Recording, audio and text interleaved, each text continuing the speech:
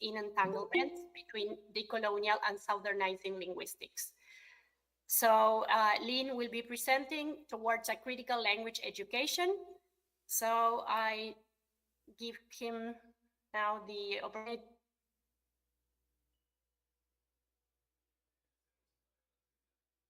Screen. Sure. Thank you for that, Rosana. Primeiro, gostaria de, já que estamos translanguaging, agradecer o convite para participar desse grupo, dessas trocas sul-sul, né, que são muito bem-vindas para nós no Brasil. E, infelizmente, temos menos desse tipo de troca do que gostaríamos de ter.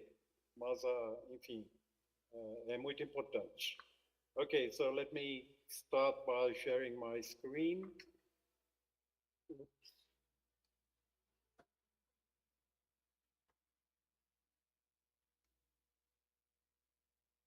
Please bear with me, I'm not a technological wizard. Can you see this? Not yet. Not yet?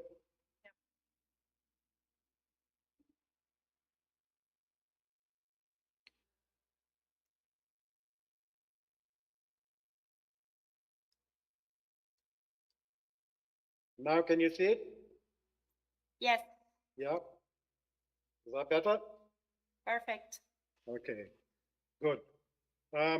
So I decided to focus as someone who's concerned with the teaching of language in Brazil, and my specific area is the teaching of English as a foreign language.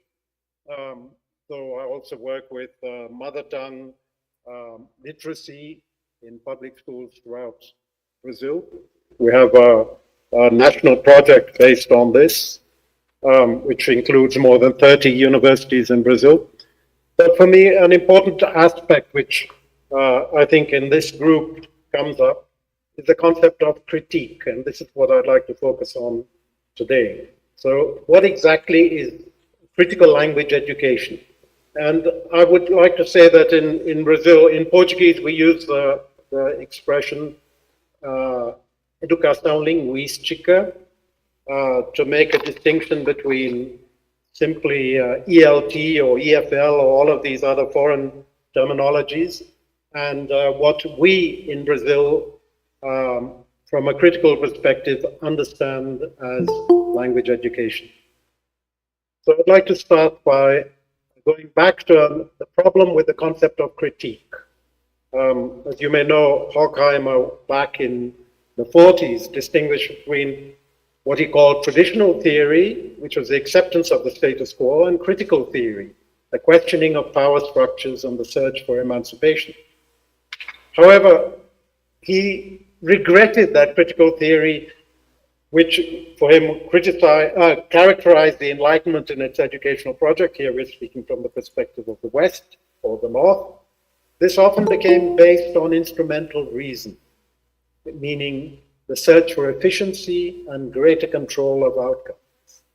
And this we have inherited, especially I'm speaking from my generation, where we were very much influenced by Marxism in the social sciences. We tended to inherit the Marxist concept of critique, which was very much characterized by instrumental reason.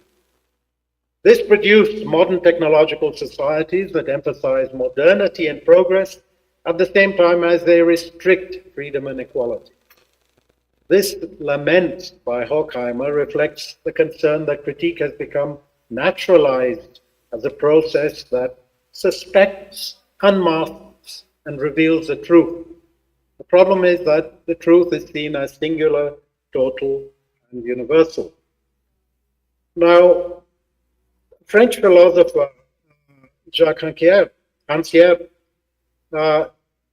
interprets critique as politics, and I would like to discuss this with you. Critique as politics and ethics on one hand, and critique as meaning construction on the other hand. So if we begin with the critique as politics, it ceases to be seen as a question of being suspicious of appearances, what Hicker called the whole idea of suspicion. Critique was where when we always suspected that there was ideology behind this. This is somebody's opinion, somebody's manipulation. We have to read between the lines to find the underlying truth. We have to read against the grain. We had all of these metaphors to sustain our concept of critique as going beyond the surface. But for Hansjörg, he proposes a different concept of critique, a critique that is a form of politics, in which a politics that becomes a coexistence in the same space of multiple configurations of meaning, each constituted in a specific socio-historical context, questioning the hegemony of one single configuration. So Hansjörg here is making a critique of what would be a universal concept of politics, a universal concept of meaning, where we are constantly looking for the truth in the singular, the real in the singular. Hansjörg, though he's not part of the decolonial movement, this suggestion of looking at critique as politics reminds us of the decolonial critique of questioning the hegemony of the northern concepts of onto-epistemologies which have been passed down to us, where knowledge has been perceived as universal. Very much so in our universities or academic institutions, where we don't question the fact that if we do it not enough. We don't question the fact that our knowledges, our libraries, our bibliographies are Western-centric, and they come basically from the North. So these configurations coexist, which Hansjörg is always saying we need to look at plural configurations that coexist in dissensus conflicts. And how can we find an ethic of coexistence in dissensus? Now, the second aspect, beside critique being political, critique is also can be understood as meaning construction. Here I refer to the work of the Italian philosopher Gianni Vattimo, where he says, interpretation is a continuous process. It is not a technique for finding the truth of a text, but a constant, uninterrupted movement that allows us to live and understand the world in its groundlessness, dynamism, and changeability. Groundlessness meaning that the world is always, the meaning in the world is always local and situated, never universal. It is the action of overcoming the past and the socio-historical context in which we are situated, not through its denial, but through the recognition of its influence. So this is what he's referring to here, is how what we tend to understand as naturally being the truth or being reality is the way that historically we have learned to understand what is the truth or what is reality. So what we need to do is we need to overcome this past from which we have learned to see the truth as if it's universal or singular. And this overcoming the past involves unlearning what we have learned and what we have naturalized. So the overcoming of the past as determinant replaces the metaphysics of a determining context with what Vattimo calls a weak truth. So Vattimo is looking for an ethics of weakening all metaphysical values, where once we see metaphysical values as basically products of very local situated socio-historic contexts, then we have weakened their possibility of violence. Now, this does not mean that our socio-historical contexts are not important. What it means is that they predispose us. We learn to see the world, we learn to understand meaning, we learn to construct meaning from our socio-historical context. And here I refer to an important expression by Freire, where he says, before I became the I of myself, I was somebody else's you. which means that before I learned to speak, I was absorbing the knowledges and the language of my social context, my historical context. But when I actually learned to speak and became in the eye of myself, it was after I had absorbed the values, the truth, the language of those around me. This is important to emphasize the socio-historic construction of meaning and language. Now, what is the need for ethical coexistence? So once we respect and understand the fact that we have not a single universal truth, but we have multiple local situated truth, then we have the problem of coexistence of the dissensus of these multiple truths. The Belgian thinker, philosopher of science, Isabelle Stangert, she said, we need to critically consider the fact that we naturalize the application of theories and the analysis of objects. She's making a critique of our academic habit of naturalizing theories. These processes are specific to each culture and not natural. By engaging in them, we forget our location in specific cultural, political, and historical spaces, and we contribute to the promotion of universalism. So we're repeating coloniality all over again. In doing so, we attribute a certain unquestionable authority to the theories we use. Because they lead us to see the world as they see it, these theories have political impact. They are reproducing the world as they see it through us. And we unconsciously engage as political agents in reproducing a status quo which we have not created. They imply configurations of the distribution of meaning.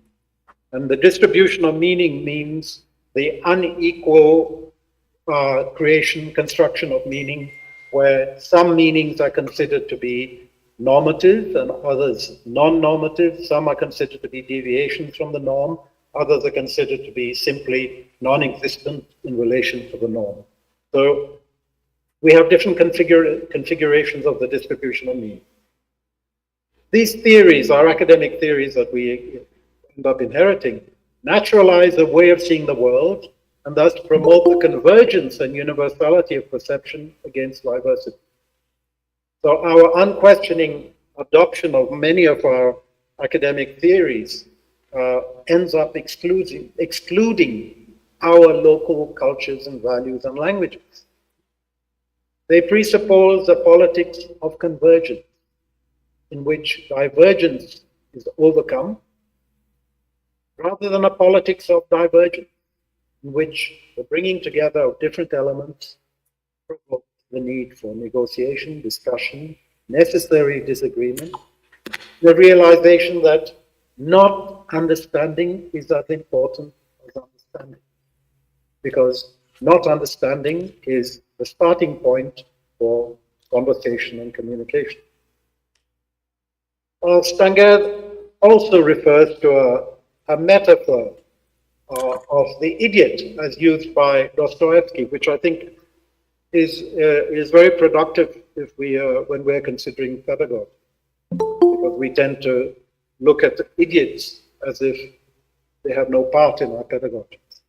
The figure of the idiot for Stangert is the one who does not understand conventions and norms, the one who asks ridiculous questions and denounces non-belonging, meaning because of the questions this idiot, he or she, asks, it indicates to us that this person, the idiot, does not belong here, comes from somewhere else. The idiot represents an opening to the unknown and to other definitions of the ordinary world. He breaks the harmony of what we have considered to be natural. It forces all of this, the idiot's questions, the idiot's ridiculizing of what we consider to be natural. It forces a slowing down of thought and action, allowing for the emergence and recognition of normally excluded human and non-human entities. So in our pedagogies, rather than excluding those who don't understand. We need to look at where their understanding differs from ours and where it comes from. If we're looking at meaning as being always socio-historically constituted, then it is coming from a different place. And if we are using a critical pedagogy, for example, as that based on Freire, the importance of the context of the learner is as important as the context of us as the institution, as the teachers who are teaching the learner something. So the idiot is a starting point and not someone to be excluded. The idiot confronts a politics of speed. A politics of speed meaning when our focus tends to be technologically on methods, especially in language teaching, we tend to develop a method and we want to implement a method as the most efficient technology for teaching that particular language. The idiot, by his or her non-conformity, questions the naturality or the viability of the method. It questions our unforgetting acceleration. Once we have a method in place, we just follow the protocols and the rules that have already been established, and we have no space for stopping and thinking and confronting. The idiot introduces a necessary slowing down to open different space-times that coexist in the space of learning, and the cultivation of differences, and the possibility of the new to emerge. So the idiot, meaning the non-learner, the slow learner, or what we are very often consider to be the bad learner, may in fact be teaching us a lot about the politics and ethics of our pedagogy. So when idiocy becomes a displacement of the concept of politics and critique, here I've used this word in the previous slide, deceleration. What does a pedagogy of deceleration mean? So politics and critique are not programs with fixed values, but practices of making the absent present, opening spaces to previously excluded agents, and redesigning coexistence. Coexistence is not a majority silencing the minorities. Coexistence is respecting difference, respecting the plurality that coexists in the same space. The idiot is then a conceptual metaphor. It is not a social role to be played, but a figure of thought that helps us to reflect on existing political and relational arrangements. It points towards the pedagogy of deceleration, where deceleration is a condition for differences and commonalities to become perceptible, and to avoid automatic decisions based on unquestioned premises. It's what in my work, particularly on what I've called critical literacy, I use the word, the expression in Portuguese, a importância de ler se lendo, read oneself reading, read yourself reading. So it's it's what Freire would call conscientização, but not in a universalized top-down perspective. The conscientização here would involve us as readers asking questions all the time. Why have I understood what I have understood? Why did I not understand what I didn't understand? I'll explain this in a minute. So this is a critical pedagogical issue. How do we ensure that the slowdown, the deceleration occurs on time? That is, quickly enough to avoid that the assumptions of policies, of national, regional policies, the assumptions of technologies that are being bought, and this the rush to implement them. So we need this space for questioning, for slowing down, for critique, for reflection, which is getting, the space is getting ever more rare in our institutions. We need to face the democratic and knowledge challenges that require learning to change gears, sometimes getting accelerated, sometimes decelerating in different contexts of practice, rather than producing methodologies which always include the same pace, right, the same speed of learning, and looking at methodologies that are still very much oriented by instrumental reason, where they're looking for efficiency and for the control of the outcome. Okay, so coming back to this, the critical literacy, leendo in my particular work. So I look at literacy as a means of constructing meaning, as a process of analysis and continuous action that transcends the simple discovery of the author's intention. It focuses on the social construction of meaning and the understanding of the social, political, and ideological context of text. So meaning is not something we have to rush to find hidden in the text. Meaning is something that we have to realize that it will be produced by an interaction between the knowledge that we are bringing to the text and the knowledge that the author of the text has used to base the construction of the text on. It involves a literacy that questions unique points of view, singular points of view. It deconstructs interpretation and constantly adapts the notion of the single truth, allowing for action and the transformation of reality. So critical literacy is not looking at text and understanding it. It's engaging in a process of constant reading and rereading, constructing and reconstructing and deconstructing of the meaning of the text. And it also involves the presupposition that there may not be a final meaning, a singular final meaning of the text. It involves focusing on the role of the reader's locus of enunciation in the process of construction and signification. The reader's locus of enunciation is exactly the context from which the reader is reading, the socio-historic context from which the reader is reading. And here I will try to explain the, oops, sorry. Have I, what has happened here? Let me try to go back.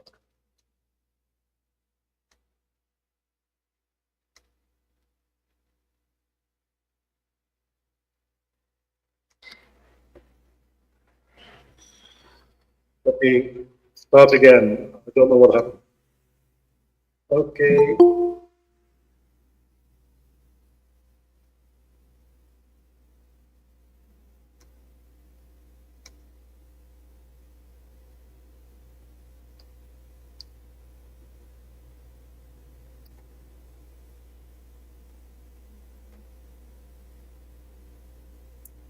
Can you see this? I'm not sure what's happening here.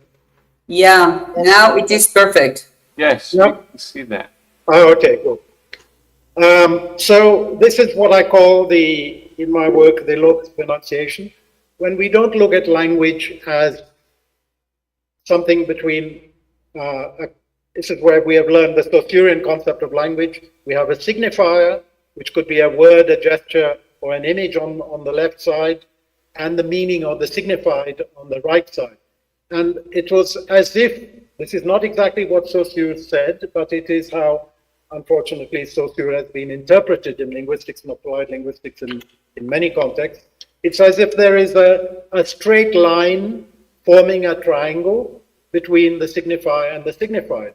So this means that very often it has been understood in the teaching of language that words have meanings independent of the user, independent of the learner. The meaning of the word is in the word, the meaning of the text is in the text. Now, if we want to question the politics of this and the concept of critique in this, the politics of this is that this is understanding of meaning as metaphysical, right? As meaning is in the text, it is there, cannot be questioned, it cannot be altered. We just have to, as mere mortal readers, We just have to find it. Now, if we break down the violence of this, and in his past work, the philosopher Jacques Derrida calls this originary violence, the violence that proposes that this metaphysical concept that meanings are in words rather than meanings are in context, or meanings are the result of interactions between language users and texts, or language users and other languages. So what we have to do politically to break down this metaphysical concept of violence, we remove the blue line at the basis which connects the signified to the signified, and we open it up to the language user. The language user is each of us social subjects who are not individuals, not blank slates, but we are social subjects because we are constituted by the discourses of the context and the groups which we belong to and the context through which we transit. So this is the process of semiosis, how meaning is constructed. We are going down here in a vertical line from the subject. As subjects, we are constructed by different discourses here, just some of them. A discourse of our discipline, a discourse of our social class, our gender, race, etc., etc. So it is these discourses that can constitute us as subjects that will influence the meanings that we attribute to specific signifiers. This is the locus of enunciation. And the locus of enunciation is not something universalizable. It's not generalizable at the same time as it is not individual. Because the social discourses that construct us are collective, but the specific discourses that can constitute each one of us may not be the same. So the profile of our discourses, our individual profiles of discourses may be different. So this is the difference that we may find between some of us. We may be from different disciplines, we may be of different genders, of different social classes, but this does not make us individuals. We are still socially constituted as social subjects. But this is where, to understand the construction of meaning, this is extremely important, because all the discourses that constitute us as subjects are the discourses that we bring to the moment of meaning construction, and in the classroom we bring to the moment of learning. And maybe this is what Freire was talking about when he said these are the knowledges that the learner brings to the learning space of the classroom. And we have to dialogue as teachers or as representatives of the institution. We have to dialogue and build on these meanings. But Freire is not so clear about this, and this will create certain problems for us, as I will mention later. Okay.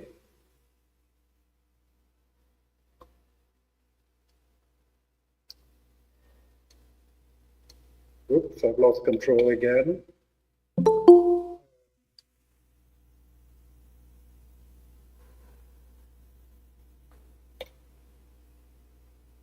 Sorry, I'm trying to change the slide.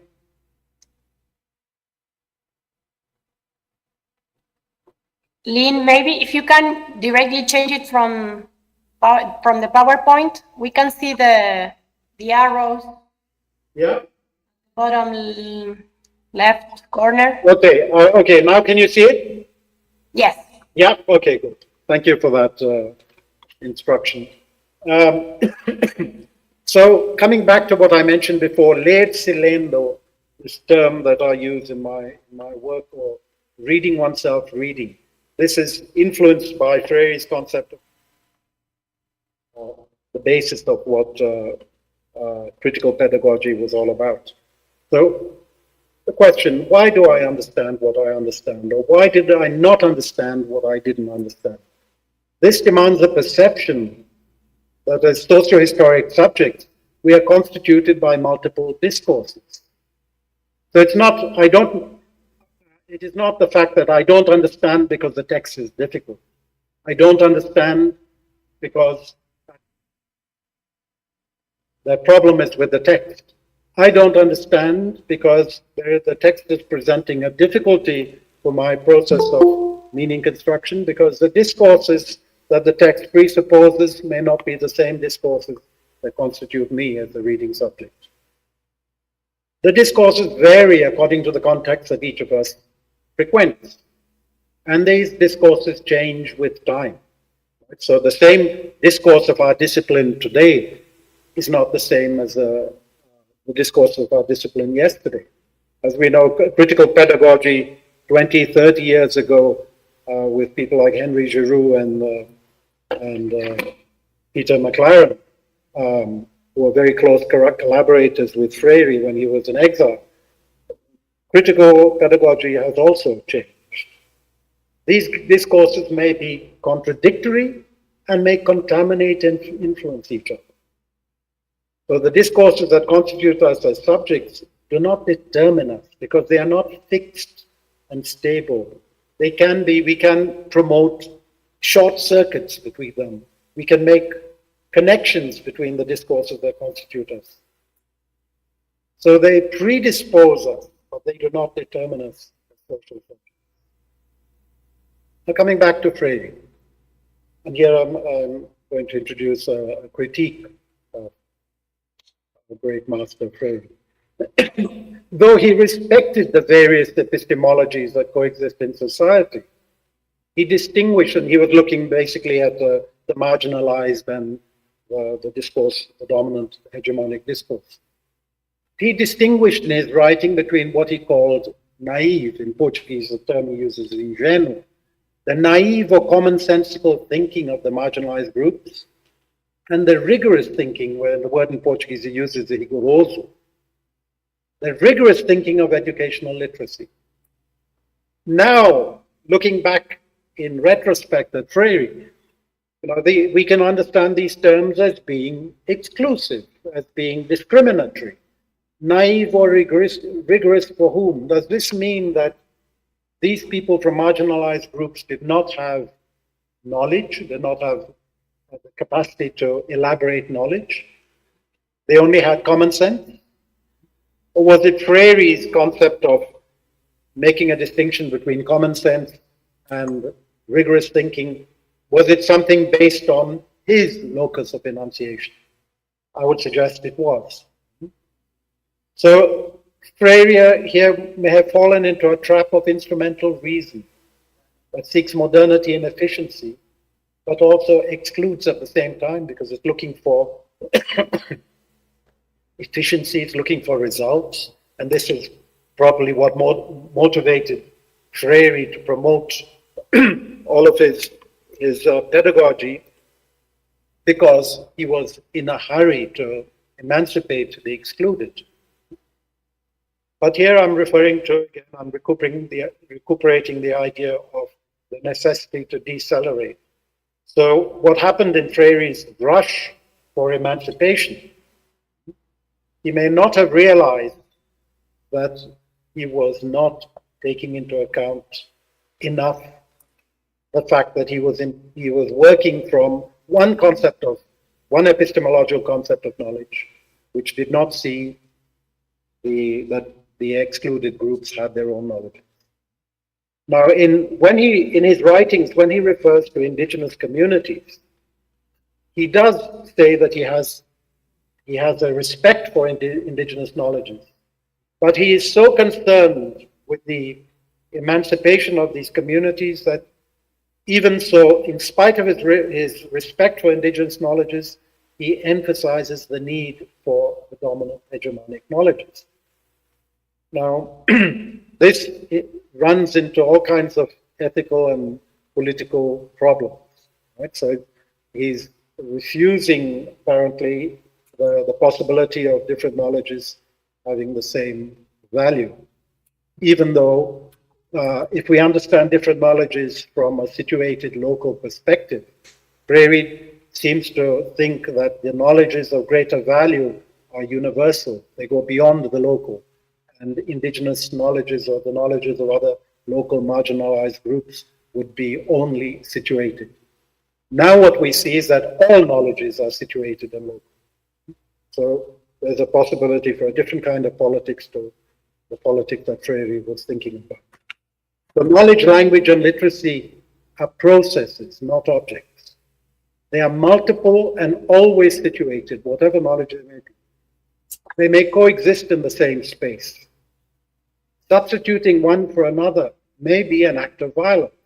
So substituting one norm for another, one knowledge for another, can constitute an act of violence. Okay, so now I'm going to come back down to beginning to end, looking at what do we mean by critical language education from my perspective here in Brazil.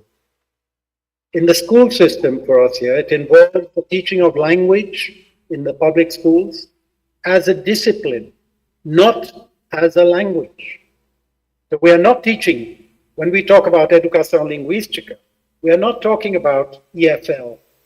We're not talking about teaching a foreign language or in general English. This is the language basically that has been universalized, unfortunately, here in Brazil. We are not talking about the teaching of English. We're talking about the teaching of a foreign language as a discipline, an area of knowledge, and not simply the acquisition of a competence in a foreign language. Languages and knowledges are formed from this perspective of educação linguística by dynamic entanglements or repertoires and are not fixed, bounded objects. Educação linguística involves the teaching of an ethics of coexistence and a politics of dissensus, a respect, in other words, for difference and diversity. Not difference and diversity as harmonious, difference and diversity as problematic, and the needs, problematic meaning not easily understood, and remembering that what I said before, when there is something that we don't understand, communication is not shut down, but that's where communication needs to begin. We have to try to understand. It involves understanding linguistic and cultural normativity as local, situated, multiple, and changing. Languages construct meaning differently and exist in contact with each other, mutually influencing each other. An example that I give when we're talking about educação linguística with our public school teachers. So the importance, what is the pedagogical importance of teaching a foreign language? How can it contribute to ethically respect difference? When we teach our students that each language organizes time differently, for example, each language organizes relationships differently. The pronouns that we use when we address people.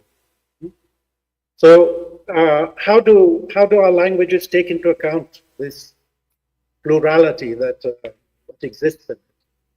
And this is what this contribution of understanding difference and how difference is constructed differently everywhere.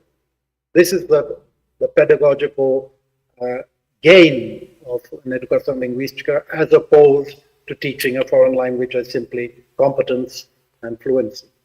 It is important to understand the social role of norms as forming a basis for mutual comprehension and not exclusion. So norms are not universal, eternal truths. Norms are just elements that facilitate mutual comprehension, but they change all the time. They change across space, they change across time. It's important to understand that different social groups have different norms, or different forms of different modalities of language have different norms. So we have not the non-existence of a norm, but the extreme plurality. It's important to understand that all knowledge in all social groups is incomplete. This is extremely important ethically and politically when we perceive that we are all incomplete in our knowledges. We all know something, and there is always something that we all do not know. And this is what we can gain in coexistence, in living with other social groups. So we all have something to learn from coexistence. Mutual learning and non-consensual coexistence now can only take place if each group, this is extremely important here, abandons the desire for hegemony. Hegemony needs to be negotiated and not presupposed, not naturalized, not something that is inherited. When I talk about non-consensual coexistence, I'm critiquing the concept of assimilation, of social inclusion, because what we saw was the effect of practices of inclusion, policies of inclusion, where those who were excluded were obliged to conform to the existing norms to be included. So they were not really included at all. They were included conditionally, that they assimilate to existing norms. So coexistence involves non-consensuality. We may have to live with people whose ideas we do not agree with. Now, the ethic there would be we are coexisting. So if your ideas threaten my existence in this space in which we are coexisting, then there's a need for change. Now here, just to finish what I'm saying, just to look at this graphically, this is a moment of encounter, so how I see the construction of meaning. It could be how a reader reads a text in literacy, could be how learners learn in the pedagogical space of a classroom. So what we have here in this space in the middle is incompleteness. We know, we as teachers, you can choose whichever side you want to be on, the left or the right, it doesn't matter, because we have the encounter between two others. It is not an encounter between a self and another.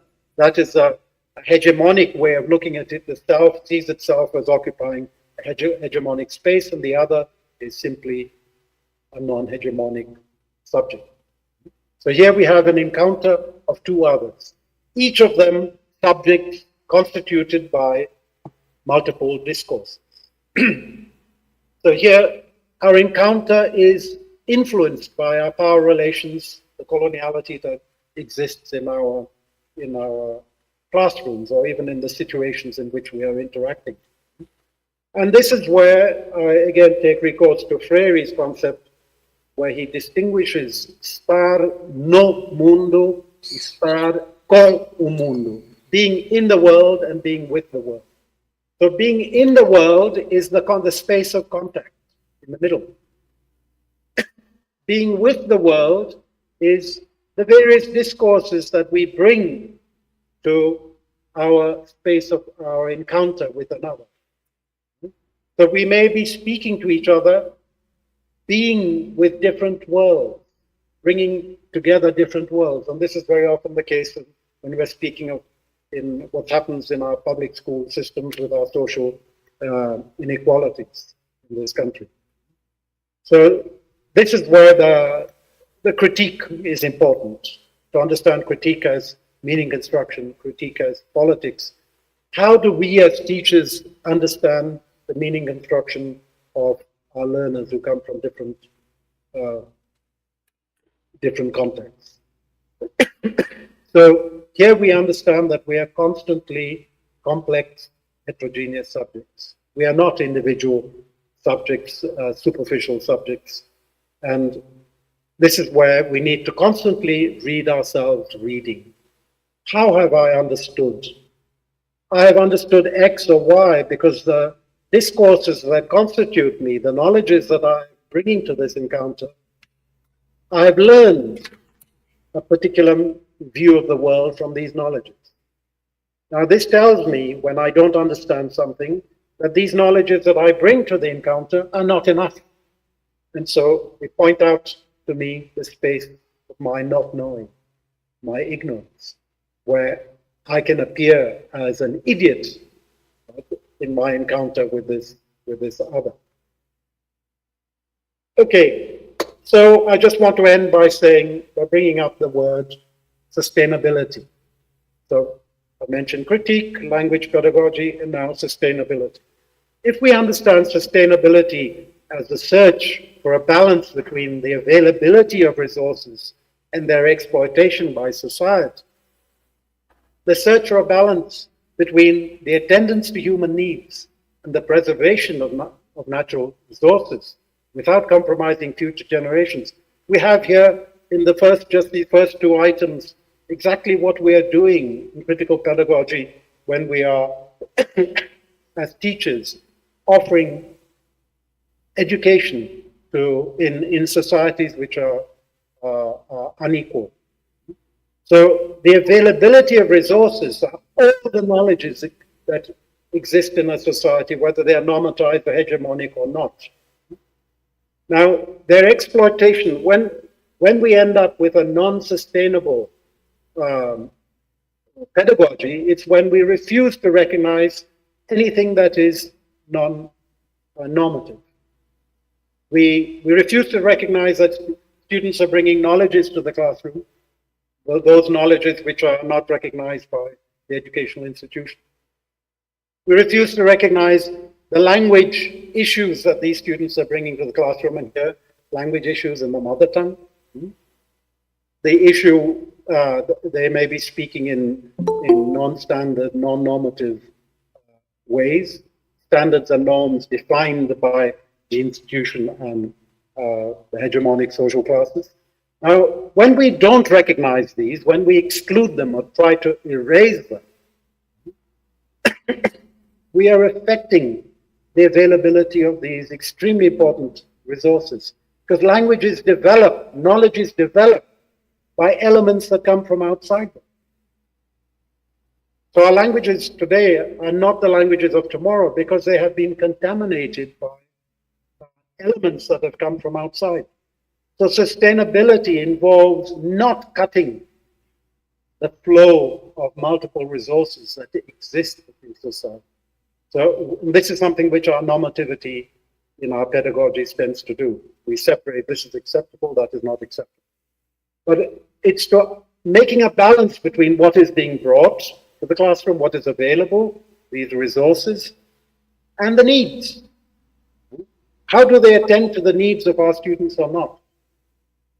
So we can attend to the needs of our students and at the same time preserve the multiplicity of languages, right, which contributes to the existence of language and knowledge in general, by being aware of this balance that we need to, balance which normativity puts an end to. The violence of normativity and universalization that impose singularities and erase the natural heterogeneity of language represent obstacles to the sustainability of language and the construction of knowledge. So, concluding, studying, researching, teaching language for the coexistence of diverse peoples and mutual benefit is a political and ethical issue, not just something pedagogical. Thank you very much.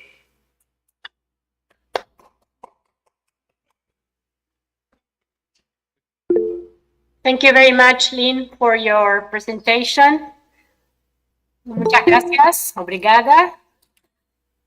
Tenemos tiempo para preguntas, así que pueden levantar la mano. Vieron que tienen el icono al lado de las reacciones y podemos organizarnos de esa manera para ir haciendo preguntas a Lynn. Okay. Podem ser espanhol, em português ou inglês.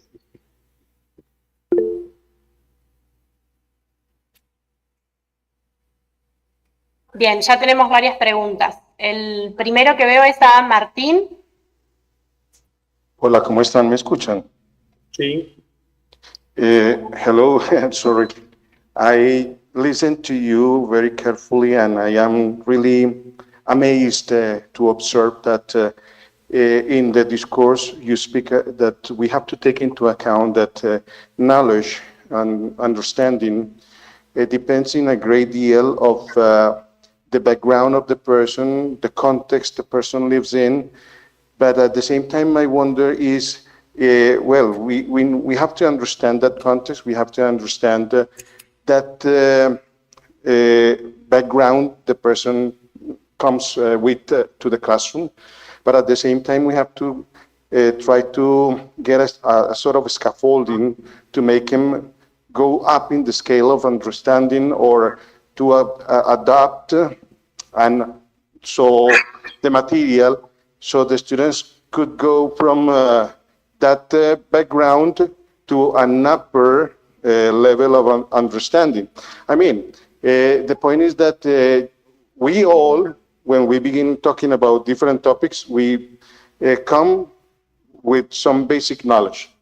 And we have to struggle, interact with the text, think about our previous knowledge, and from that we move up in the level of understanding. So the point is that I would say that in here we would have to create a kind of material that would be like first exploring what the student is and the context, and try to move them up to a bigger level of understanding. Am I right? Yeah, yeah, it's an important question. Thank you for this, Martin. The only thing I would say is that you are using metaphors of verticality, right? Going up, right? So you are defending a certain inequality, an onto-epistemic inequality. I would say, let's translate these metaphors of verticality into horizontality. So yes, we have our students bring certain knowledges as they bring certain language competencies to the, I don't like the word, but let's use it now, language competencies to the classroom. But this is our role is to say that these are not enough. They need to learn other competencies. They need to learn other knowledges, right? So it's not an exclusion or a quantitative devaluation of the knowledges that they bring. It's an increasing opening up the ecology of knowledges that will be available to them. So think of it as an ecology. They will, where their different knowledges which they're bringing to the classroom will coexist with the other knowledges that we think they need. I see your point is to put these different background and knowledges into dialogue. So with that dialogue, we can co-create that. I mean, moving on the concept of horizontal, level, I mean, sharing. The point, I don't know if all the people are in agreement with this, is that many people find it difficult to speak in the classrooms because now there is a kind of culture. Well, I don't know if we can call it culture. Many people or students don't want to express their opinion. They say, oh, everything is okay. Oh, yeah, right. What's your opinion about this? Good, teacher, no problem. So I don't know how we can, sometimes we try different methods in order to give them the voice and let them speak. But it takes time, and in fact, many other students find it so hard to express themselves. So to make them feel that they have the voice is hard, it's not easy. Yeah, and it's perfectly understandable. We're looking at the history of our institutions, right, where they have been silenced and marginalized. So, and the difficulty here is not to go from one extreme to another, but to break down. And this is what I said, we are the products of our histories, but we are not determined by them. Right? So at certain stages, we also contributed to the silencing of our students, certainly in my generation, where students could only speak when they raised their hands or when the teacher permitted them to speak. And this has changed. I'm talking about 40, 50 years ago. This has changed. So we are the products of our history, but we have to, we are not determined by our histories. We can, they predispose us that we can change them. So we have to understand this. These students are behaving like this because of their recent histories. So how can we alter this behavior without forcing them to speak? And one of the things which is important here is that when I mentioned the concept of sustainability, which I think is very useful in this kind of concept, so we balance their needs with the available resources. So rather than just talking to them We say, look, this is what you will need in your existence in this society. These are the skills that you will need, the knowledges, the language skills that you will need. Right? Do you have these available to you already or not? Because this is what we are trying to do as teachers. We are trying to give you those knowledges and abilities that you may need. Okay, so that's and if you don't contribute, then we will not know what you need, and we will end up contributing to making permanent your silence. It's a long process, but it involves a lot of dialogue. Thank you. I don't know if there are many other questions, but I would like to finish saying that it is really challenging, but it's important to start. Thank you, Martin. We have a couple more questions in the chat, and also Maria raised her hand. Perhaps I'll read Javiera's question here. It says, about what you were talking about earlier, if we are making a good balance between the attendance for human needs and the preservation of natural resources, how can we identify or make a good balance that could work? Now, exactly, I have made a critique of universalization, right, and homogeneity. This can only work at a local level. It cannot work not even at a national or regional level. I'll give you an example. I was with my colleague Valkyria Montemor. Back in 2006, we co-authored the national curriculum for the teaching of English as a foreign language for Brazilian schools. Now, in order to do this, the Ministry of Education permitted us access to teachers in different parts of the country, meetings with teachers of different parts of the country where we had access to what they needed or what they thought they needed and how they felt, their frustrations. And one of the things that came up, and here we're talking about Brazil, almost a continental-sized country. Now, we're talking about a national curriculum, which for a continental-sized country that can do violence to certain local specificities, right?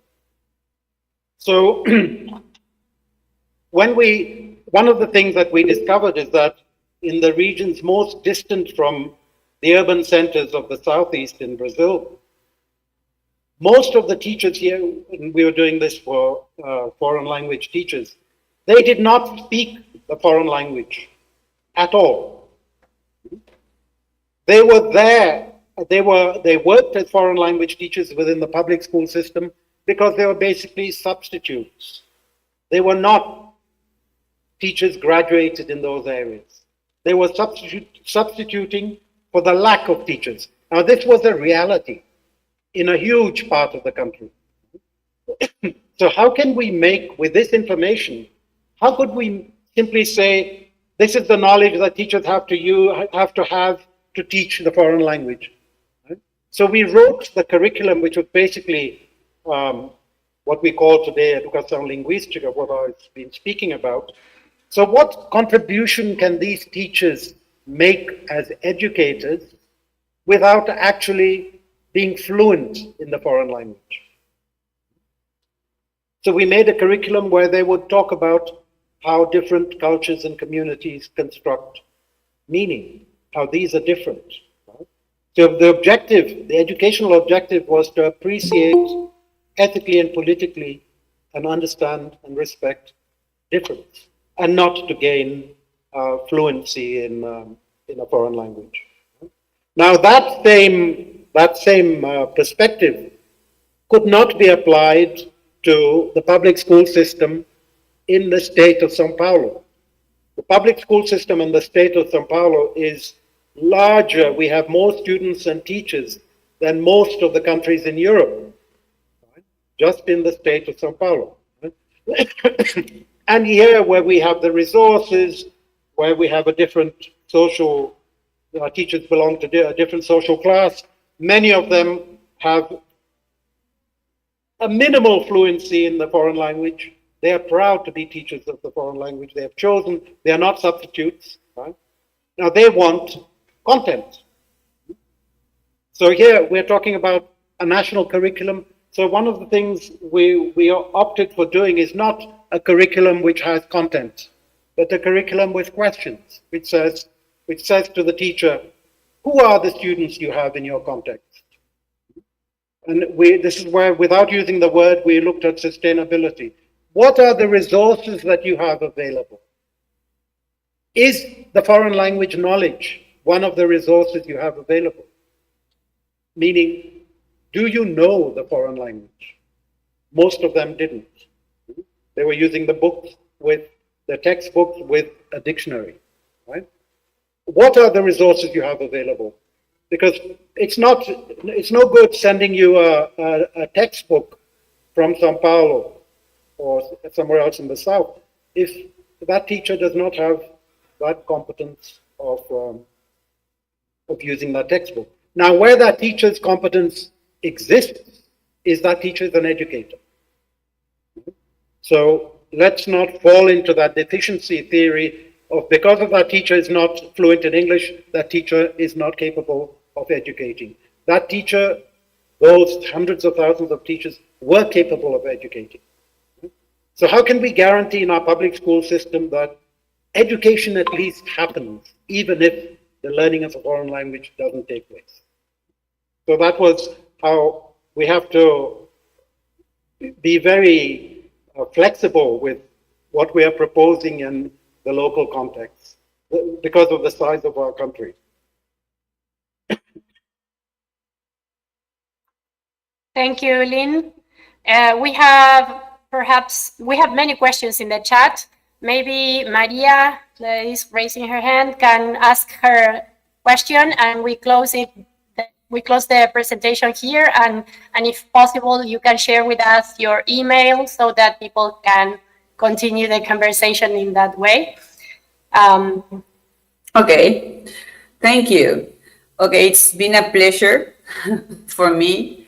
And my question starts with something you said at the very beginning, that not understanding is as important as understanding. And my question has to do with the concept of sustainability, okay?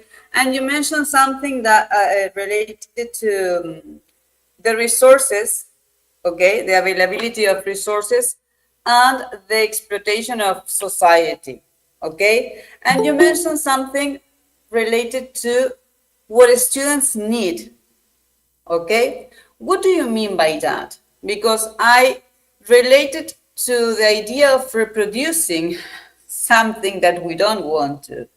So I would like to know, what do you mean by that? So, what do they need? So exactly, this is part of what I said when in our teacher education, we ask our teachers to take into account, what do your students need? And it's not, oh, they need to speak English because I'm an English teacher. What do they need?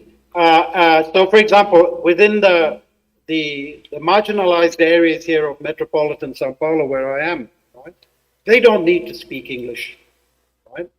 Now, what they need is to show a level of critique, a level of education, to get in the sense of being capable of learning even when they don't know something, right? This is what they needed. So then the kind of pedagogy we use is problem solving, and not just learn, here are the rules, this is the dialogue, learn this. How to solve problems. This is something which can be very useful to you in areas where you're looking for a job at the minimal level of social equality. So the focus of what I've been saying is always look at the local, right? Not the universal. Let us learn from the local. This is where Freire began, when he looked at the local, and this is where his much of his thinking developed. But at his time, we didn't have the language that we have today of decoloniality or whatever, right? So when I make my critiques of Freire, I'm making them as a reader of Freire speaking from now, the 21st century. I'm not critiquing Freire from the outside. And it's unjust, but I'm not critiquing Freire as such. I'm not saying he should have written something else. What I'm saying is that as readers, contemporary readers now of Freire, we have to take this into account. Okay, thank you very much. Thank you, everybody. Thank you for this opportunity.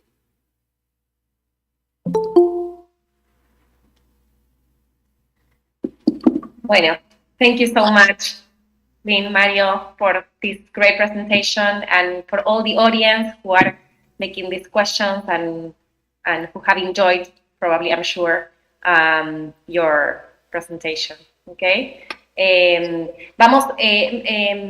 you want to share your email address in the chat so that I did.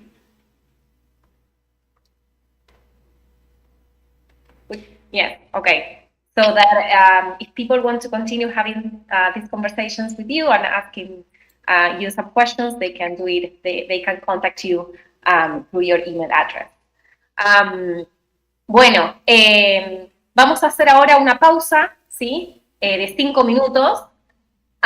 Y lo que están viendo ahora en pantalla es el programa. Comienzo ahora sí a las salas. Vamos a empezar. Si todos tienen, quizás podemos poner el link del site en el chat de nuevo, por las dudas. Sí, está arriba de todo, debe aparecer, les tiene que aparecer el link activado. Sí, lo tienen por ahí. Perfecto. Lo vuelvo a cambiar. Entonces, pueden acceder ahí al site y buscar la sala de la ponencia que les interesa. Hay talleres, presentaciones y experiencias. Y damos comienzo a las 11:15, comienzan las primeras, ¿sí? Así que esperamos que puedan sumarse y a esta jornada, y bueno, seguir acompañándonos en estos 2 días que ya por este comienzo que tuvimos se ve muy, muy interesante y muy rico. ¿Mm? ¿Cuál?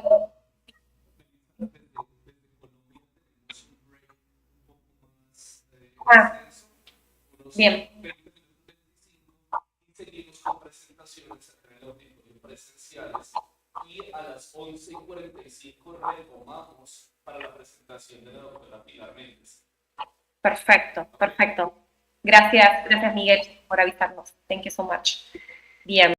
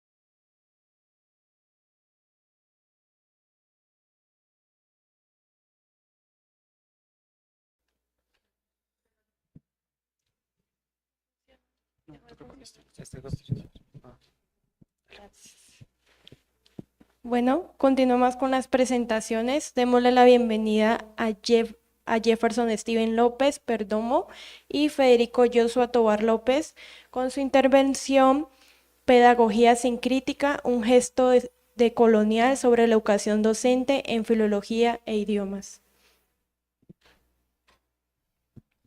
Buenos días, compañeros, ¿cómo están? Como mencionó Mayerly, el día de hoy vamos a hablar de Pedagogía sin crítica, un gesto decolonial sobre la educación docente en filología e idiomas. Primero, vamos a hablar un poco de lo que consiste Babel. Es un semillero que está en construcción, que básicamente tiene como frente principal todo lo relacionado con literatura comparada y otros los acercamientos. Es gracias a la traducción y traductología y por eso estamos hoy presentando aquí. La tabla de contenidos es bastante concreta. Vamos a hablar quiénes somos y desde dónde hablamos, cuáles son los conceptos claves de esta presentación, lo que nos permitió básicamente hacer la presentación, que es la tríada colonial, y qué nos queda por hacer. Así que nada. Pues, ¿quiénes somos? Primero, pues, por supuesto, somos estudiantes de filología inglesa, el representante de la carrera. Entonces, estamos hablando desde la posición, nuestro lugar de locución, somos estudiantes. Estamos relacionados directamente con el PEP y con la carrera. No simplemente estamos como unos agentes pasivos o como meros observadores en un laboratorio, sino que la investigación que nos compete nos afecta al mismo tiempo. Precisamente, entonces nosotros lo que queremos primero mostrarles es el hecho de qué es el PEP. No sé si alguno de ustedes, varios estudiantes de aquí de esta carrera saben qué es el PEP. Bueno, perfecto. Vamos a comenzar a mirar esas cosas y el hecho de que lo que nosotros queremos hacer es básicamente acercarnos al PEP y comenzar a cuestionarnos, porque hay una base discursiva muy fuerte de lo que nos terminan diciendo y lo que se espera de nosotros siendo egresados de esta carrera y de qué manera nosotros de una manera crítica nos podemos acercar a esto mismo. Así que nada, el PEP a grandes rasgos es el proyecto educativo de un programa. Todas las carreras tienen un proyecto educativo y básicamente es lo que dice el hecho de qué se espera de nosotros, a qué apuntamos, qué tipo de profesionales podemos hacer y pues también incluso la cantidad de componentes que se terminan mirando en la carrera. Y esto es muy llamativo porque en el PEP es básicamente en donde se termina diciendo usted va a ser así cuando salga de esta carrera. Ahora pues en la pedagogía crítica estamos en un evento de pedagogía crítica con muchos ponentes, supongo que ya todos estamos relacionados. Lo que queremos resaltar principalmente es que se debe ver bajo un marco político y social este tipo de pedagogía, no simplemente es brindar algún tipo de conocimiento. Pues aquí Ramírez nos da algunos supuestos teóricos para resumírselos, pues la comunicación horizontal, la participación social, la humanización de los procesos educativos, la transformación de la realidad social, la contextualización del proceso educativo y, más importantemente, la significación de los imaginarios. Esto es muy importante para la tríada colonial. Justamente tuvimos a este ponente el día de hoy en la mañana. Él justamente divulgaba esta tríada que consiste en identificar, en interrogar y en interrumpir. Vamos a utilizar este marco metodológico a pesar de no ser una investigación decolonial propiamente, sino es más en la parte de la interrupción. No solamente es investigar, sino proponer vías de acción. Para empezar a explicar qué es la identificación, agregamos unos pequeños corchetes a la definición de identificar por María Moliner, que es establecer o reconocer la identidad de una persona o cosa. Pero justamente nosotros queremos también poner nuestra parte de la investigación y a la tríada colonial. No es suficiente simplemente con establecer o reconocer, sino que hay que nombrar, hay que conceptualizar. Y al igual que el pilar de la pedagogía crítica, hay que significar esos imaginarios, ajustarles un nombre para sentirlos. Luego el interrogar, pues nos basamos en la RAE, que es hacer una serie de preguntas para aclarar un hecho, sus circunstancias. Y interrumpir, que es cortar la continuidad de algo en el lugar o en el tiempo. Perfecto, entonces ya que nosotros sabemos en qué consiste esta tríada colonial, lo que sigue es básicamente identificar el PEP y que nosotros podemos sacar a partir de aquí. Hay algo fundamental que toca mencionar de cara al PEP. Hace más de 10 años no se cambia el proyecto educativo del programa, a diferencia de otras universidades que el último cambio que hicieron fue en 2019, 2022 y 2023. Nosotros seguimos con el proyecto de este programa de hace más de 10 años, con todos los cambios sociopolíticos que eso implica. Además, es muy importante decir que en ese PEP no se menciona en ningún momento que hubo intervención de ningún estudiante. Y nosotros, que somos básicamente el corazón de esta carrera, como nosotros no vamos a tener voz para realmente lo que queremos hacer. Y pues sobre todo la pregunta más importante, si todo esto está ocurriendo así, si estamos viendo las mismas materias de hace más de 50 años, ¿por qué ocurre esto mismo? Fácil. Porque esto ya está aprobado, porque hay comités que básicamente lo aprueban, porque tenemos vacas sagradas que básicamente le están dando el aval a que se sigan mirando las mismas materias. Así que nosotros podemos comenzar a decir, listo, lo que realmente termina encaminándonos a lo que terminamos siendo cuando salgamos de la carrera son las materias que nosotros vemos. Y gracias al PEP nos dimos cuenta de que a pesar de que salimos como licenciados, que la mayoría sabe que esto implica que nos tiene que salir con una carga pedagógica bastante fuerte, esto se corresponde netamente a solamente el 10.71% de los créditos. Nosotros tenemos una base muy buena en idiomas. De hecho, uno de los fuertes más grandes que tenemos es el hecho de que salimos muy bien en lenguas. Pero se supone que discursivamente nos venden que vamos a ser profesores porque tenemos tan pocos créditos destinados a la pedagogía. Además de eso, se supone que somos filólogos y tenemos un porcentaje de 11 créditos netamente para lingüística y pues seguramente cuando Jefferson les comente más adelante el motivo por el que nosotros tenemos 30 créditos de libre elección. Para dimensionar básicamente lo que también implica la forma en la que nos terminan vendiendo el PEP es la manera en la que discursivamente nos dicen ustedes van a salir siendo docentes, pero además de docentes van a tener interdisciplinaridad, la carrera les va a dar las herramientas para que cada uno de ustedes decida lo que quiera hacer con la propia carrera y tengan la autonomía. Precisamente por eso tenemos también tantos créditos destinados a libre elección, pero genuinamente se nos están dando las herramientas para que nosotros podamos ser licenciados, que se supone que es la fuente o el corazón de lo que termina siendo la carrera. Ahí es donde realmente nosotros comenzamos a identificar que no es el caso.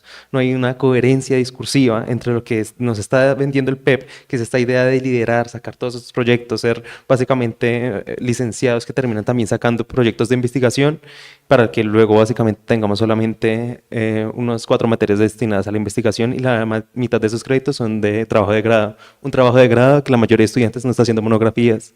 Entonces, dimensionar básicamente de que a pesar que se nos está diciendo esto, no corresponde. Ahora, para que nosotros también dimensionemos, comencemos a hacer un marco de lo que implica para las otras carreras de otras universidades, que son básicamente también las de inglés, es el hecho de, ok, nosotros estamos viendo solamente 15 créditos de 140 acá en la carrera destinados a pedagogía. ¿Cómo es en la javeriana? ¿Cómo es en la distrital? Solo miren los números. O lo duplican o lo triplican. En efecto. Entonces, pues ya entramos en la segunda parte, ¿no? En la interrogación. Ya que hemos identificado pues las problemáticas pues que tiene el PEP, ahora ¿qué preguntas le lanzamos?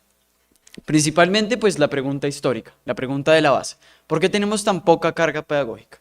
Principalmente en los pasillos o entre compañeros o entre varias charlas, normalmente se dice que esta poca carga pedagógica fue principalmente por adaptarnos al decreto 0808 del 2002, que justamente era para adaptar nuestra carrera al sistema de créditos, que es por eso que se tuvo que ajustar la carrera y que tuvieron que reducir las materias de pedagogía. Sin embargo, si nos referimos a un pensum que tiene más de 40 años, en rojo pueden ver que seguimos contando con las mismas materias de pedagogía. Y seguimos contando con las mismas materias que pueden ser de pedagogía, pero no son necesariamente. Entonces, esa pregunta va más allá. No es simplemente por una cuestión de cumplir un requerimiento del Estado, sino, ¿qué más hay ahí? Entonces, nos surge otra pregunta. ¿Por qué seguir el discurso? Ya sabemos que incumplimos, que justamente las normativas en el 2017 decían que para que una carrera se tomase como licenciatura debía tener 40 créditos. Entonces, ¿por qué seguimos ese discurso? Eso no es ningún secreto para nadie. Nuestra respuesta, por unas cuestiones económicas. Aquí pueden ver en esta tabla los recién graduados, según el Ministerio de Observación del Trabajo, los salarios en lingüística y filología e idiomas, que como Federico nos mostró, la mayoría de los créditos y es la carrera con la que más compartimos es lingüística. Pero si ustedes pueden ver en la media, que es la última fila, lingüística cuenta con 1 a 1.5 salarios mínimos, mientras que filología cuenta con 1,5 a 2,5. Ahora si nos referimos al panorama general de la vinculación pues, laboral, seguimos con la misma problemática. Entonces, lingüística cuenta con 1,5 a 2,5, mientras que filología 2,5 a 4. Entonces, dirán ustedes que es un poquito injusto compararlo con lingüística, ¿no? Son carreras muy diferentes. Pero pues, ¿qué pasa cuando ya lo comparamos con carreras profesionales? Por ejemplo, la de los Andes en lenguas y cultura y con la EXI en profesional en lenguas modernas. Es una comparación un poco más justa, ¿no? Sucede exactamente lo mismo. Entonces, en verde pueden ver la UNAL, en amarillo pueden ver los Andes, en rojo pueden ver a la EXI. Y pues muchas personas pueden decir, "Jue madre, que los Andes tenga más, que la UNAL tenga más encuestados puede hacer que los salarios pues parezcan mucho más inflados". Si se notan acá en la EXI, en la última columna, son 1.119 encuestados. ¿Y qué sucede con la media de los salarios? Exactamente lo mismo. Entonces, es la respuesta más acertada que podemos encontrar del por qué seguir este discurso, por unas cuestiones económicas. Entonces podemos hacernos la pregunta de que si eso es bueno o si eso es malo. Pues bueno, para nosotros como estudiantes, pues es bueno. Pero entonces la pregunta pues cambia su carácter. ¿Es ético? ¿Es ético que nosotros simplemente viendo 5 materias estemos pues mofándonos de ser licenciados? Y no solo es ético con nosotros en un término discursivo, sino es ético en un término pedagógico, o sea, es ético con nuestros alumnos que simplemente viendo 5 materias nos podamos llamar licenciados e incluso cobrar muchísimo mejor que otras universidades. La pregunta queda para absolutamente todos. Luego ya en la interrupción, pues lo dividimos en 2 partes. Lo que se está haciendo actualmente y lo que se puede hacer a posteriori. Lo que se está haciendo principalmente son las selectivas como forma de suplir la poca cantidad de materias. Sin embargo, si nos dirigimos pues al mismo pensum que vimos ahorita, antes se tomaban 3 selectivas. No podemos devolvernos a tomar 3 selectivas porque eso está ya formalizado. Todas las carreras deben ver un 20% en electivas. Sin embargo, se pueden ajustar esas selectivas para que les sirvan a todo mundo. Muchas personas no pueden inscribirlas porque simplemente o no hay cupos o se cruza con los horarios. Entonces lo que se puede ampliar no simplemente es que pongamos un montón de optativas y cambiemos el pensum, porque es también filología, sino que las selectivas puedan tener un carácter distinto en esta carrera. La segunda, los semilleros. Contamos con semilleros como Citlex, discurso y fichas, que lo que son, pues son espacios extracurriculares en los cuales pues se aboga por la investigación en pedagogía, la investigación en los discursos, que está muy conectado con la pedagogía crítica, y fichas, pues es la historia de este departamento, es la forma de realmente no simplemente darle un carácter pedagógico al departamento, sino también uno filológico. Y la tercera, pues es el grupo de estudio en pedagogías críticas, pues que también está liderado por el profe Miguel, en el cual, pues madre, no tenemos pedagogía, pues al menos metamos pedagogía crítica en un espacio extracurricular. Esos son los 3 principales ejes que se están manejando para interrumpir. Pero si recuerdan al principio de esta ponencia, yo mencioné algo muy relevante y es el hecho de que para el PEP no tuvo ninguna inserción y no tuvo ninguna importancia el hecho de algún estudiante. Nosotros como estudiantes deberíamos poder tener la oportunidad de decir realmente qué queremos ver y lo que queremos hacer de cara a la carrera. Y lo que sigue por hacer es comenzar a exigir y apropiarnos del departamento. Hay algo que es muy relevante y algo que en muchas discusiones dentro del departamento termina ocurriendo, y es el hecho de que muchas personas, por lo compacta que está la carrera, básicamente se desentienden, solamente van a clases a literal pasar las materias y ya está. Y hasta el final de la carrera se comienzan a generar esta idea crítica, comienzan a decir como realmente esto era lo que yo quería ver en la carrera. Entonces por eso es tan importante el hecho de que comencemos a generar estos espacios de discusión y comenzar a decir esta es la carrera que yo quiero porque es básicamente mi pregrado. Entonces es comenzar a apropiarse de todas estas cosas y con la idea de en un futuro poder cambiar al PEP de la manera que nosotros buscamos. Y comenzar a compaginar todas estas cosas, porque es muy fuerte el hecho de la manera en la que se nos vende un discurso que luego no se termina cumpliendo, y eso de hecho creo que nos puede hacer sentir bastante tristes sobre realmente el lugar que nosotros estamos teniendo en esta universidad y en esta carrera. Así que yo creo que de resultados claves podemos mencionar a grandes rasgos el hecho de la manera en la que obviamente la economía termina afectando a grandes rasgos la carrera, porque termina pues desde nuestra identificación de decir ok, la carrera no está bien, se nos vende una cosa y no termina correspondiendo, pero pues mientras tengamos esas salidas laborales y terminamos con pues básicamente lo que se mostró ahí, es muy difícil realmente tener un cambio. También el hecho de la manera en la que nosotros podemos compararnos con otras universidades, porque también es la manera en la que como la distrital nos triplica en créditos de pedagogía, siendo que pues nosotros también somos una licenciatura y somos la Universidad Nacional. Entonces, sobre todo diría que esos son los resultados claves, pero ¿y las limitaciones? Pues las principales limitaciones son que esto no es, o sea, digamos, a pesar de que pueda sonar muy bonito, pues este cambio no sucede de un día al otro, ¿no? Y pues se necesitan generaciones y generaciones para cambiar el PEP, o al menos para cambiar como, pues como el discurso que se vende como filología e idiomas en esta carrera. Entonces es como la principal limitación. Es como esta tríada colonial no solo requiere de un investigador que identifique y que interrogue, sino de unos actores activos, como tanto el investigador como los estudiantes, los cuales hagan que esto se interrumpa. Y pues conectándolo con las proyecciones a futuro, con lo que Fede nos dijo, pues es que realmente tomemos agencia dentro del PEP. O sea, no puede ser posible que el PEP simplemente lo hagan los directivos, sino que también deben haber estudiantes activos, por ejemplo, no sé, de cada semestre que se escojan ciertos estudiantes y que puedan tomar parte en el PEP. Es como la proyección principal. Eh, Esta es nuestra bibliografía y gracias.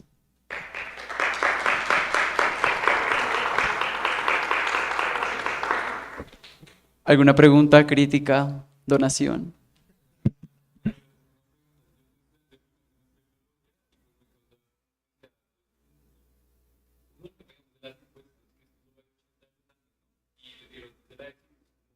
Que hay bastantes encuestas de la Ejes. Digamos, uno al revisar, normalmente o carreras afines a lenguas, es Universidad Nacional y los árbitros que se podría aportar un poco como la credibilidad o lo que sea en el. Sí, pues, o sea, justamente seleccionamos esas dos carreras como para ver, digamos, hacia dónde se mueve el discurso y para ver la comparación principalmente entre llamarse un licenciado en lenguas y llamarse un profesional en lenguas. Entonces, ¿cuál es esta diferencia, exacto, en términos de salarios?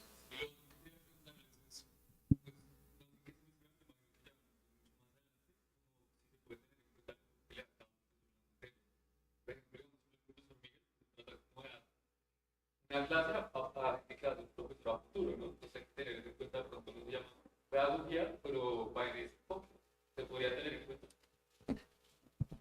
Sí, de hecho, en un momento de la investigación nosotros comentábamos el hecho de la manera en el que las clases que se destinan a toda la parte de lengua, pues pueden comenzar a tener esa incidencia en todo lo relacionado con la propia pedagogía, que las comunicaciones, que como ustedes se dieron cuenta son 53 créditos de la carrera, se pueden utilizar esos espacios de una buena forma, porque de alguna otra forma sí podemos salir muy bien de cara a la lengua y pues cada uno, ya sea inglés, francés, alemán, para hacer los exámenes y lo haga del carajo, pero si realmente no sale como un buen licenciado, ahí es realmente el problema y muchos egresados sufren por eso mismo. Así que sí, de hecho es la manera en la que las comunicaciones pueden prestarse de la forma en que nosotros aprendemos el idioma, pero también aprendemos a cómo enseñarlo.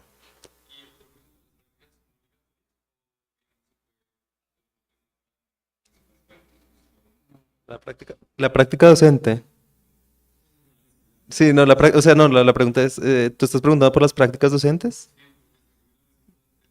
Sí, sí, sí, son obligatorias.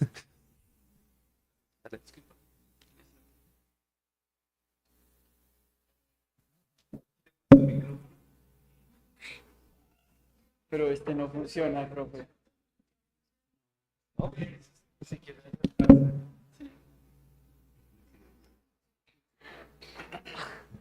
se funciona.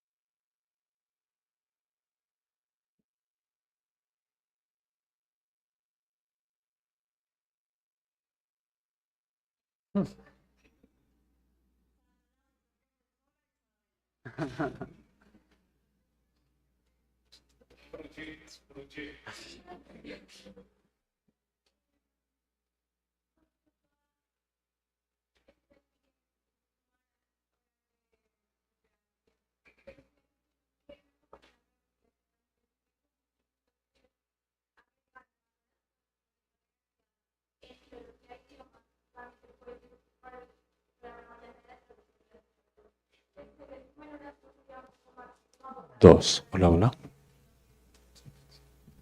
Exacto. Ay, fue madre. Sí, por eso justamente hablamos como de la interrupción de las selectivas, como de ajustarlas para que los estudiantes que quieren tomarlas, pues que las tomen.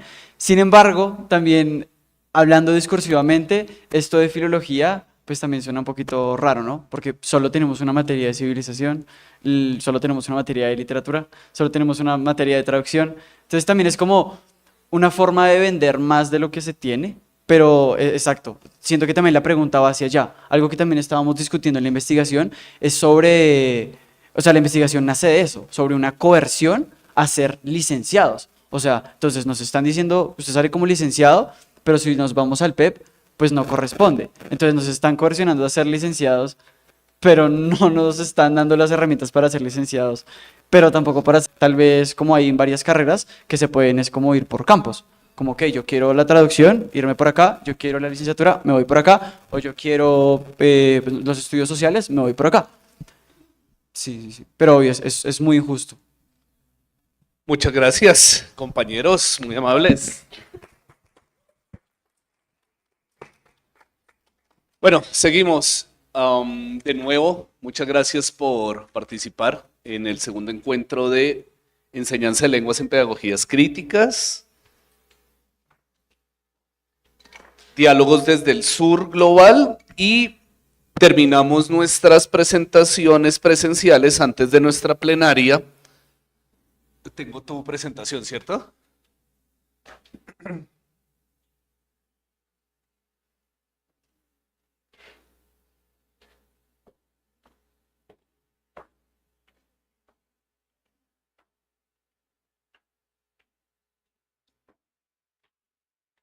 ¿Me confirmas? Es esta, ¿cierto? ¿Sí? Si quieren, sigan. Mira, tengo acá uno, tengo acá otro. Hola, hola.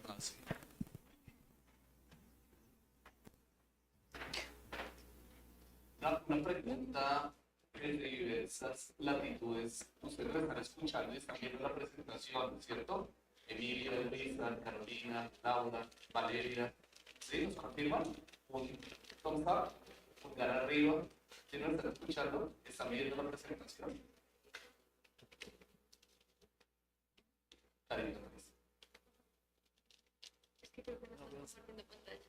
Se escucha, pero no veo la presentación. Casi no estamos compartiendo. Vale. Gracias, Valeria. Bien. ¿Qué hago?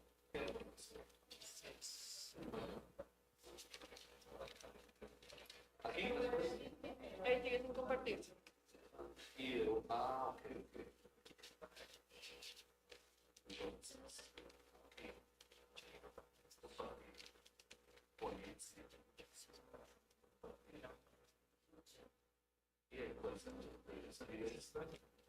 la de ¿cómo la ves? Estamos bien, pero te dejo esto. ¿Cierto? ¿Listo? Bueno, ahora tenemos la participación de Carlos Andrés Arias Pachón con su proyecto Migración Académica, experiencias de una licenciatura en bilingüismo en Bogotá. Por favor, demos un fuerte aplauso. ¿Qué tal? Muy buenos días. Por lo que ven también mi nombre es Carlos Arias. He acompañado a mis compañeros Nicolás Sánchez y Sergio Sánchez. Somos estudiantes de la licenciatura en bilingüismo de la Universidad del Bosque. Queremos presentarles con ustedes nuestro proyecto de investigación, el cual es Migración Académica, experiencias de unos estudiantes de una licenciatura en bilingüismo en Bogotá. Principalmente la migración en el ámbito académico. Queremos tratar como de dividir esas dos cosas, para lo que normalmente conocemos lo que es una migración. Nosotros queremos tomar esta migración académica como lo que pasa en un estudiante foráneo. Esto en todos los tipos de términos en los que también se puede ver reflejado en todo lo que pasa dentro de la mente del estudiante o incluso en su vida personal o parte académica. Nuestra pregunta problema se basa principalmente en poder buscar y exponer estos procesos, también esos tipos de pensamientos por los que los estudiantes se ven totalmente expuestos. Queremos hacer este tipo de propuesta para poder indagar más a fondo el qué pasa dentro de la mente de los estudiantes, ya que es algo que normalmente no vemos a menudo, pero es algo que, aunque no se publica de alguna manera un poco más abierta, nos damos cuenta que es algo que se debe de hablar y se debe de exponer para poder tener una buena solución para eso. Por parte de los objetivos, el objetivo general que queremos pues tener es poder encontrar ese tipo de problemas en los estudiantes, y por parte de los específicos, el también revisar a más detalle algunas propuestas que podemos dar a lo largo de la investigación para que los estudiantes puedan tener también apoyos económicos, puedan tener apoyo de la institución o simplemente no se sientan como que vienen a una ciudad solos, porque para eso también queremos exponer de que la institución también tiene como ese derecho y deber hacia el estudiante para que no se sienta tan arraigado entre todo su proceso académico. Ya al momento de tener nuestra pregunta clara y los objetivos que nos van a guiar hacia a la resolución de la pregunta, empezamos la investigación teórica, donde se buscó integrar modelos de adaptación universitaria, pero no quisimos solo enfocarnos en el ámbito académico. Entonces buscamos ajustes en temas culturales y sociales, que es lo que más evidencia cuando una persona llega a una gran ciudad de parte de entornos rurales, y el fenómeno de la aculturación por parte de Berry, que menciona como las dificultades de adaptarse a una nueva cultura. Ya enfocándonos un poco más en la metodología que utilizamos a la hora de investigar todo esto, nosotros enfocamos este tipo de investigación en un enfoque cualitativo junto con narrativas y un estudio de caso. En el caso del enfoque cualitativo, nos enfocamos en esto dado que pues no queremos que encasillar a todos los estudiantes en simples números o gráficas, que puede hacer que pues no sientan realmente que están siendo representados por la universidad o que están siendo realmente vistos. Entonces, realmente nosotros cogimos el enfoque cualitativo con la intención de hacer ver a las personas lo que los estudiantes foráneos o no oriundos de Bogotá están viviendo realmente al momento de llegar a Bogotá. Después de eso utilizamos las narrativas enfocadas principalmente en que ellos tuvieran una manera de expresarse completamente y haciendo así que podamos analizar mucho más allá las historias de ellos, no dejando solo en que sean simples anécdotas, sino qué fue lo que significó cada proceso para ellos, cada momento y cada situación que tuvieron que vivir al momento de llegar a Bogotá. Después, enfocándonos en el estudio de caso, tenemos dos partes. Por una parte tenemos a Stake, en la cual utilizamos su definición, que principalmente es el estudio de cómo se realiza esto, de cuáles son los detalles en los que los estudiantes están enfocados, cuáles son las afectaciones que estos tienen al momento de llegar. Y por otro lado tenemos la metodología de Lynn, que en este caso es un enfoque incrustado, el cual se basa en buscar más allá de lo que es la problemática en general, en caso en general, y basarse en lo que viene incrustado aparte de eso, todo lo que viene, todas las problemáticas que vienen junto con la migración. Después de esto, ya venimos con el proceso de obtención de datos. Ya tenemos clara nuestra metodología, entonces se empezó el proceso de obtener nuestros datos a través de entrevistas. Entonces buscamos obtener, las imágenes no sé por qué no cargan, bueno, se buscaron obtener entrevistas con los estudiantes en un ambiente completamente libre de estrés, con comodidad, para que los estudiantes entren en confianza y se puedan explayar. También diseñamos preguntas, bastantes preguntas con el fin de dejar bastante conversación entre ellas para que puedan darnos sus historias, sus narrativas, como cuáles eran sus experiencias, sus expectativas al llegar a Bogotá o con qué situaciones se encontraron, para que nos pudieran dar esta información. Más enfocado en cómo obtuvimos los participantes y en qué tipo de población estábamos buscando, pues nos enfocamos principalmente en estudiantes de una licenciatura en bilingüismo con énfasis en la enseñanza del inglés de una universidad privada que migran a Bogotá con la intención de empezar sus estudios superiores, ya sea por cuestiones económicas, personales o cualquier otra razón que haya sido que haya podido ser para que ellos migraran. ¿Cómo tuvimos a los participantes? Principalmente enviando correos, repartiendo folletos a lo largo de la universidad para causar más visibilidad de esto, haciendo intervenciones al inicio y al final de cada clase, enfocándonos principalmente en obtener la mayor cantidad de población variada de cada semestre, ya sea 1 o 2 personas de cada semestre, para así tener opiniones variadas desde puntos de vista de personas de primer semestre hasta 10º. Ya después, cuando obtuvimos la mayor cantidad de participantes que pudimos, recopilamos datos, 27 personas de la carrera respondieron a nuestro llamado, 25 de ellas fueron contactadas, 20 de ellas nos dieron el aprobado para hacer la entrevista y finalmente se desarrolló la entrevista con 18 de ellos. Hay una gráfica presente para demostrar cuál fue la cantidad de personas de cada semestre que tuvimos para entrevistar.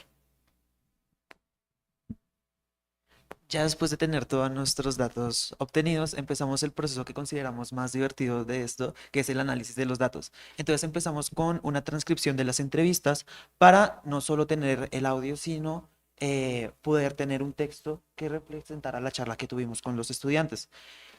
Cada uno escuchó y leyó las entrevistas y empezamos un proceso de codificación donde ya teníamos 3 categorías preestablecidas que ya las vamos a ver y empezamos a incluir códigos. Lo más bonito de la investigación es que a medida que íbamos escuchando las entrevistas, ya no eran solo los códigos que teníamos en mente, ya planteados originalmente, sino que iban emergiendo nuevos, lo que fue enriqueciendo la investigación.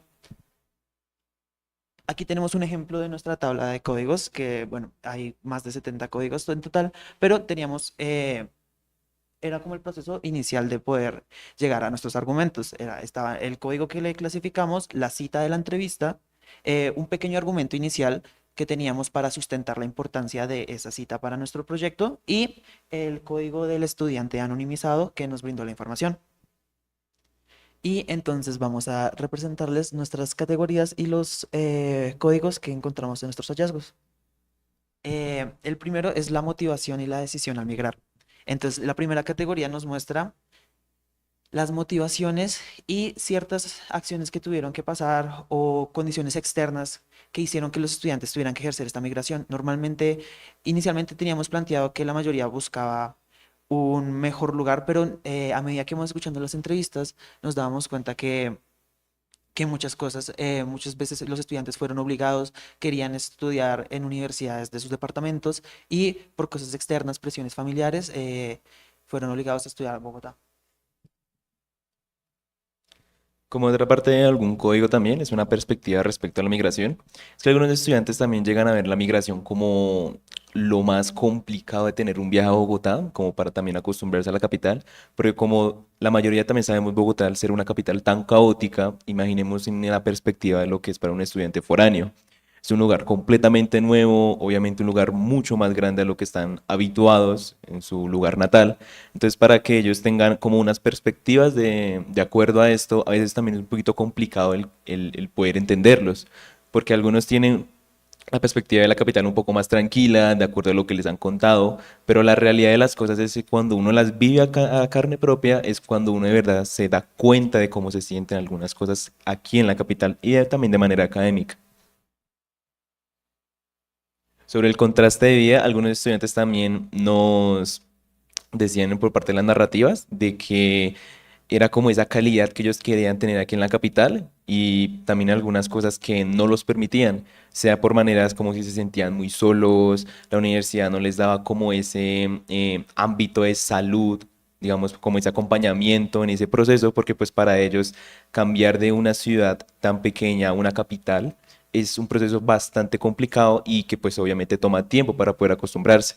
Ya cuando ellos buscan, como que tienen como esa manera de interiorizar algunas cosas sobre la capital, sobre sus estudios, sobre sus metas y ambiciones, es cuando ese tipo de calidad de vida se va construyendo poco a poco, pero también es que las instituciones también deberían de seguir apoyando a ese tipo de estudiantes con un buen acompañamiento. Bueno, nuestra segunda categoría, la más importante, a mi parecer, son los procesos de adaptación. Las situaciones que enfrentan en su día a día los estudiantes migrantes no oriundos de Bogotá, con situaciones que las personas locales pueden considerar como cotidianas, pero para una persona que viene de la parte de afuera es una situación bastante extraña. Hasta el momento hemos hablado únicamente como las perspectivas y las ideas que tenían los estudiantes antes de llegar a Bogotá. Ahora nos enfocamos un poco más en lo que fue realmente la llegada, cuáles fueron sus primeras impresiones, cuáles fueron los momentos más densos, se podría decir, para ellos, cuáles fueron los momentos más complicados. Muchos de ellos realmente nos relatan el hecho de que el primer contacto con Bogotá fue bastante hostil, ya que pues el llegar a una ciudad completamente diferente en cuestión de magnitudes, personas, transporte, y llegar en algunos de esos casos completamente solo, fue realmente agobiante para ellos. El hecho de que también las personas nativas, los bogotanos, tengan una actitud no realmente tan dada a ayudar, es otra cosa que realmente les afectó a muchos de los estudiantes que participaron en la entrevista. Porque realmente estas personas pueden venir de lugares que están que pueden ser más cálidos, se podría decir, más acogedores, y lugares en los que, pues, es más fácil recibir ayuda de personas. Sabemos que Bogotá realmente es un lugar peligroso, un lugar difícil, por eso las personas de aquí son bastante cuidadosas con cualquier tipo de contacto que tienen con cualquier persona, por ende no es tan fácil el recibir ayuda de cualquier persona que encontremos, y si recibimos ayuda, puede que sea bastante raro o pueden que desconfíen mucho de las personas. Por eso mismo las estudiantes nos comentan que las personas rolas son bastante frías, valga la redundancia. Luego, lo que más se evidenció fue una sensación de desventaja, donde llegamos a un ámbito de la educación superior, donde muchas veces se da por hecho que los estudiantes ya han adquirido ciertos conocimientos previos en ciertas competencias como las tecnológicas, en las TIC, y muchos estudiantes al llegar de entornos rurales, bueno, un ejemplo personal, en mi colegio solo había un video bin para todo el colegio y teníamos que turnárnoslo. Entonces, es muy difícil adquirir ese tipo de competencias en una escuela rural. Entonces, al momento de llegar a la educación superior y que en los primeros trabajos te pidan un proyecto de innovación tecnológica para la educación, es un poco complicado que no toma en cuenta las situaciones previas de los estudiantes migrantes. Pero no nos quisimos enfocar en esto porque muchos de ellos lo vieron como un reto personal de que pese a las dificultades que habían tenido, cómo iban a hacer para intentar nivelar esa balanza y no dejar que se les ganara, porque el proyecto de ser educadores, de aportar a su comunidad, era más importante que todo eso, que todas las dificultades que estaban pasando. Entonces, cómo ellos se sobreponieron a estos retos e intentaron equilibrar esta situación. Luego, la situación más común fueron las dificultades de la movilidad. Pasamos de pueblos pequeños, pequeñas ciudades, con 1 o 2 métodos de transporte, a una ciudad con varios millones de habitantes, con un sistema estructurado de transporte público que para una persona de afuera es bastante confuso.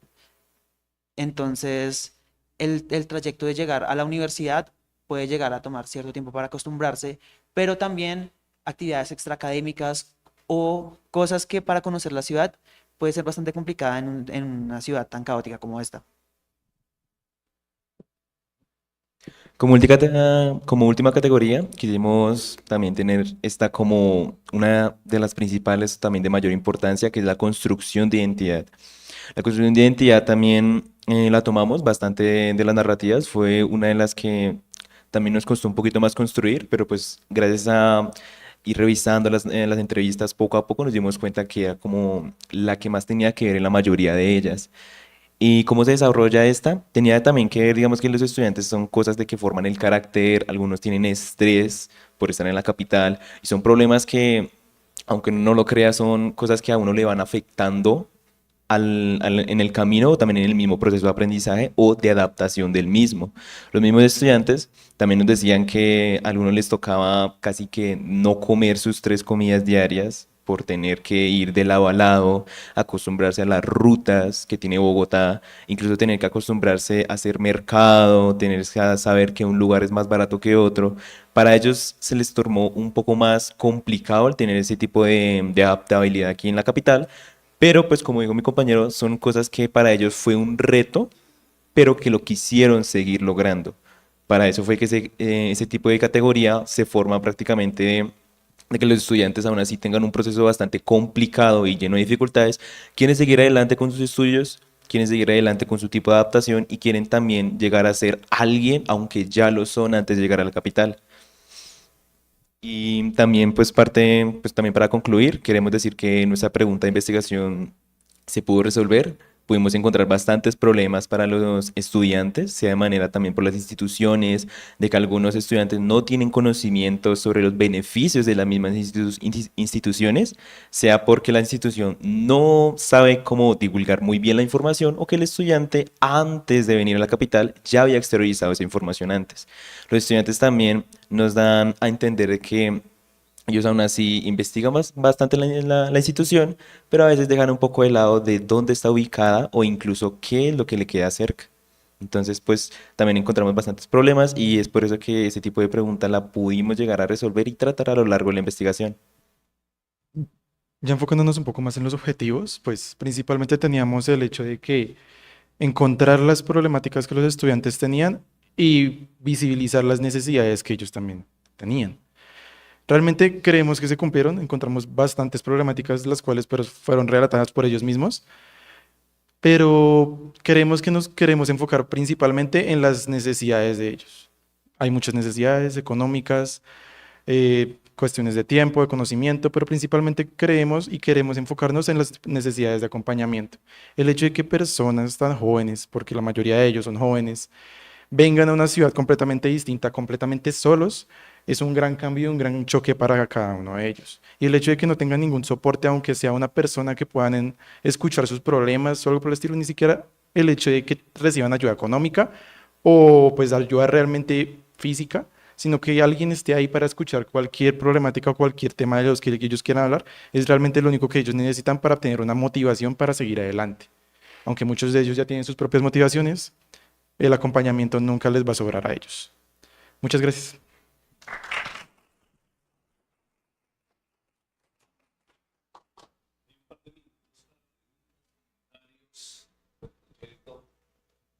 Tema tan retado como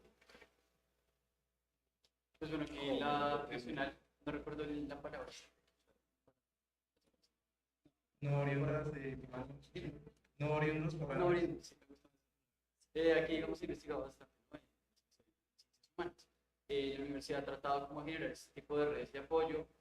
Sin embargo, la mayoría de las redes de apoyo pues, son los mismos coreanos entre ellos.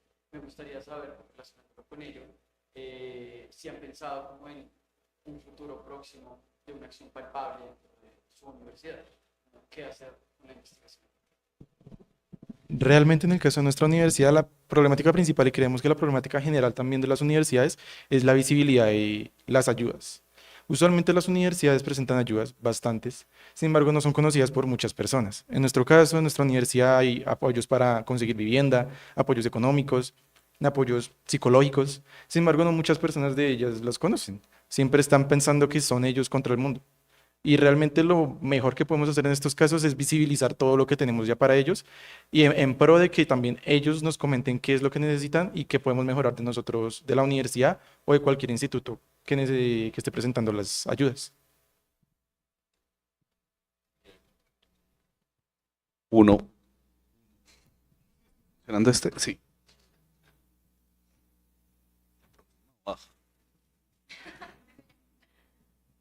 Cuando tú mencionas el apoyo, por ejemplo, de las viviendas que las universidades ofrecen, yo soy foránea, yo no tengo un apoyo de la universidad con respecto a a vivienda, pero sí conozco muchos estudiantes que han tenido ese apoyo de vivienda.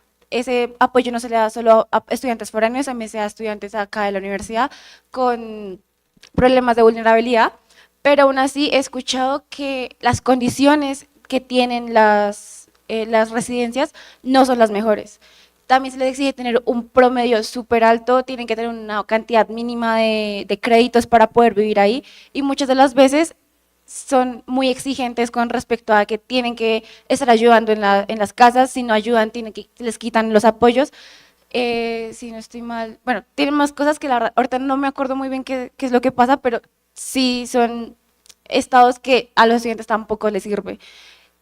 Qué chévere que las universidades tengan como esos apoyos, pero de todas formas no están cumpliendo completamente con realmente darles un apoyo tanto emocional como de decir, bueno, voy a llegar a un lugar donde no me van a estar molestando por X o Y razón.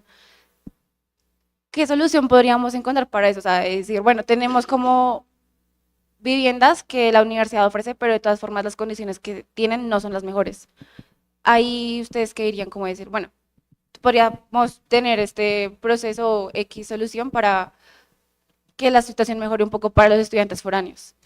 También depende mucho como, pues bueno, claramente por lo de ser foráneo ya tienen como ese tipo de beneficio. Tienen razón, digamos, algunas universidades son bastante estrictas con ese tipo de cosas, porque es como mantener un promedio súper alto, tener unas calificaciones casi que excelentes, por simplemente tener un pequeño descuento, incluso con lo de la vivienda.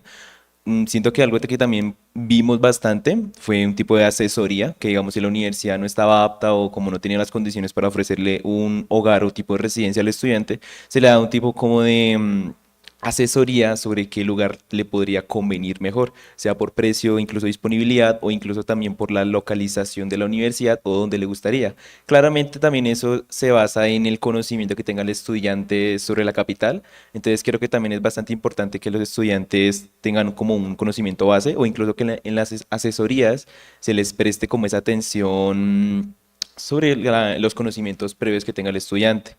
Sí es complicado también tener algo un poco más accesible hacia los estudiantes, pero es por eso también que queremos o que también quisimos hacer ese tipo de investigación.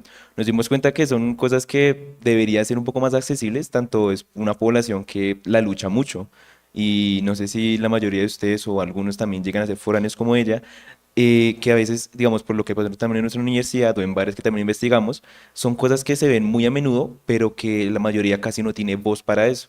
Simplemente es como acostumbrarse a los beneficios, pero no tener voz para querer mejorar eso.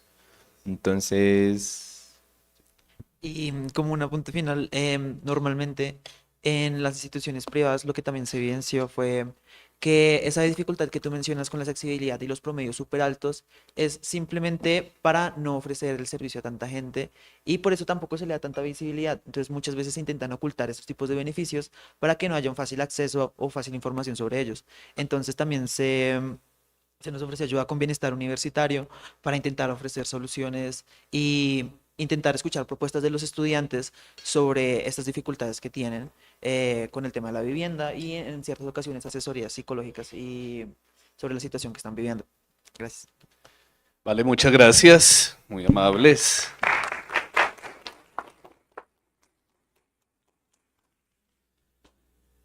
Bueno, cerramos nuestras intervenciones de manera presencial aquí en Colombia, Universidad Nacional de Colombia, no sin antes agradecerles por su tiempo, por estar acá colaborándonos de la mano.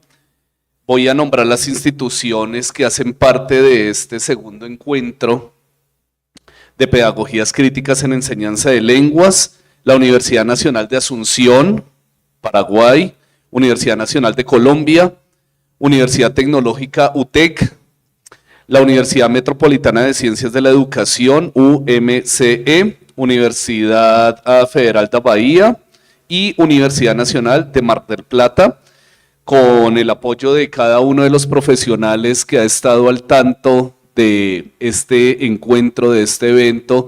Queremos dar las gracias también por la participación y por su puesta en marcha en cada uno de estos procesos que han sido demasiado retadores, pero bastante significativos referente a lo que nos atañe, que es la enseñanza de lenguas en y desde el sur con pedagogías críticas. Sin más preámbulos, cerramos nuestra jornada, como les mencionaba, desde Colombia, con nuestra última presentación plenarista, la doctora Pilar Méndez. Voy a leer un apartado de la profesora Pilar Méndez. Pilar Méndez-Rivera es doctora en educación de la Universidad Santo Tomás.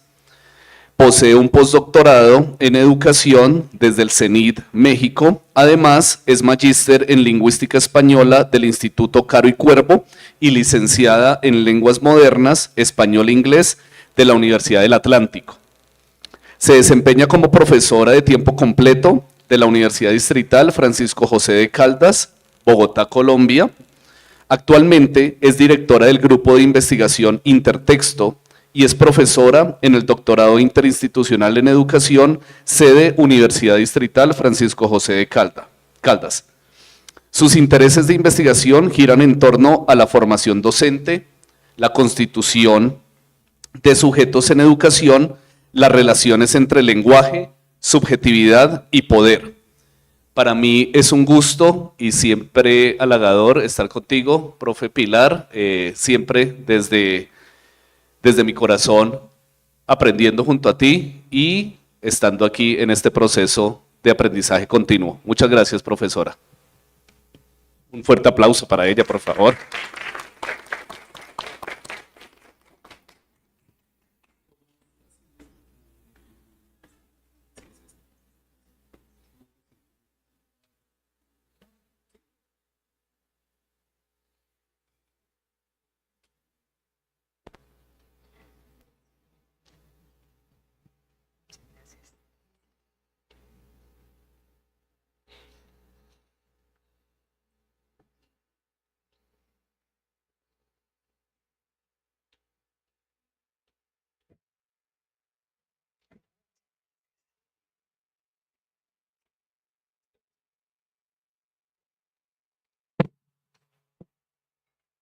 Bueno, muy buenos días a todos.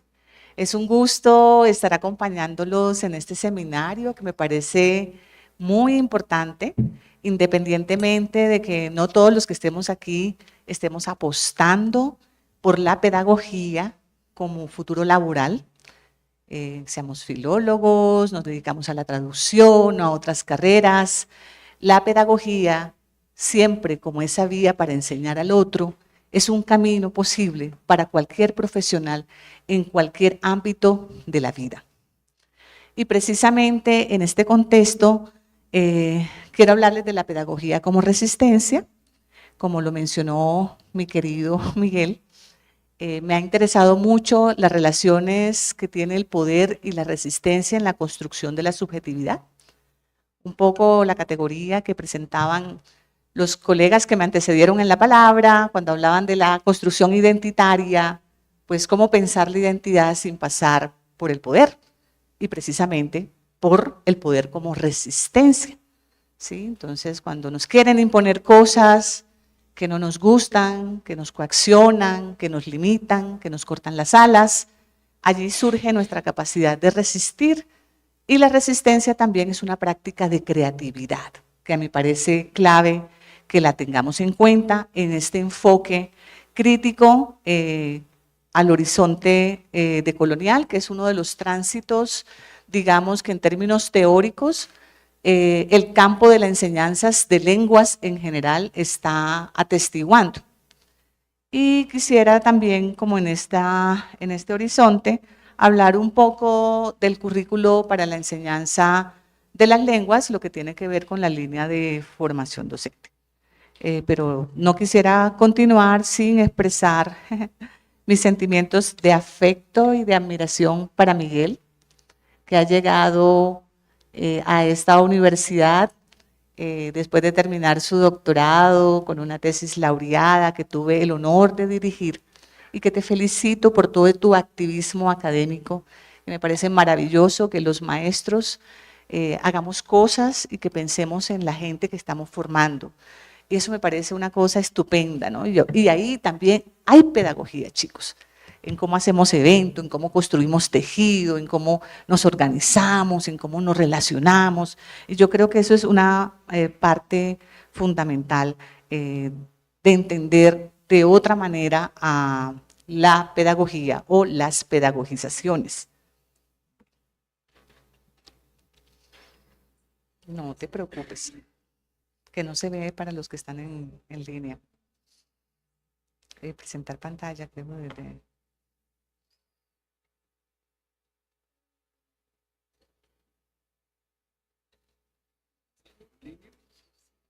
¿Tú la ves?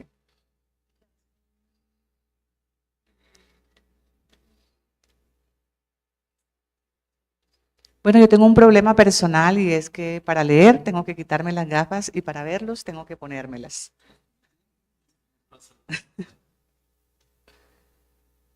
Entonces me van a ver un poco complicada con este tema.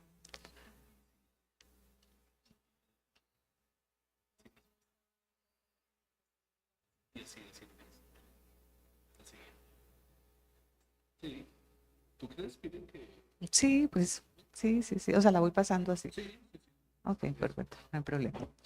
Bueno, entonces, parte de como de empezar a dialogar sobre las pedagogías críticas en tiempos de decolonialidad, parte, por supuesto, si estamos pensando en el sur global, de reconocer la notoria influencia de Paulo Freire en la pedagogía.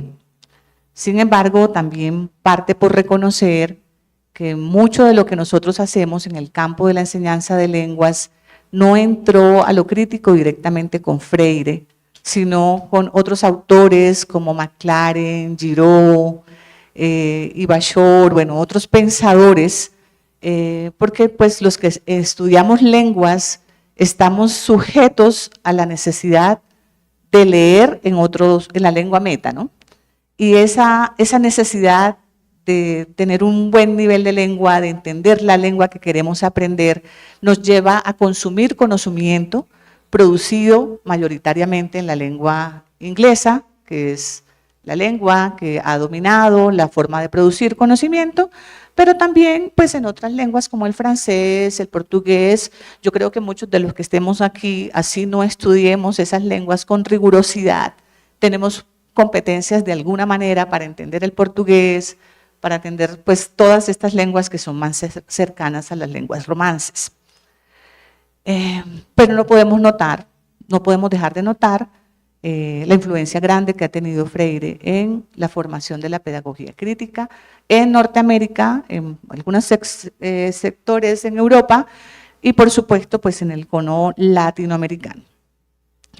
Pues las pedagogías críticas en sus variadas apuestas, ahí me estoy yendo a la parte del párrafo que está resaltado, han tenido diferentes denominaciones: pedagogías de resistencia, de emancipación, feminismos críticos, pedagogía de las posibilidades, y pues ahorita estamos atestiguando lo que se conoce como el tránsito a lo decolonial y una crítica muy fuerte que hay a las pedagogías críticas emanadas precisamente de este conocimiento producido desde el canon europeo o el canon occidental. Quisiera un poco como que toquemos esas tensiones para problematizarlas, para tensionarlas y para mirar un poco qué tiene que ver la pedagogía en todo esto. Pues para ello yo quisiera invitarlos a todos aquellos que sean neófitos en el tema, porque uno habla mucho de lo crítico, pero ¿qué es eso de lo crítico? ¿Dónde empieza este debate? ¿Cuál es la tensión de la teoría crítica? Y yo creo que este es un texto precioso para todo aquel que quiera entender la distinción entre la teoría tradicional y la teoría crítica. Y ojo que Horkheimer aquí en este documento, que es una clase que produce en el año 1937, hace unas distinciones muy claras frente al papel de la cultura. Todos los que enseñamos lenguas tenemos un contacto con la cultura y una comprensión de lo que entendemos por cultura. Independientemente de las definiciones, pues la cultura también se hace cuerpo en nosotros.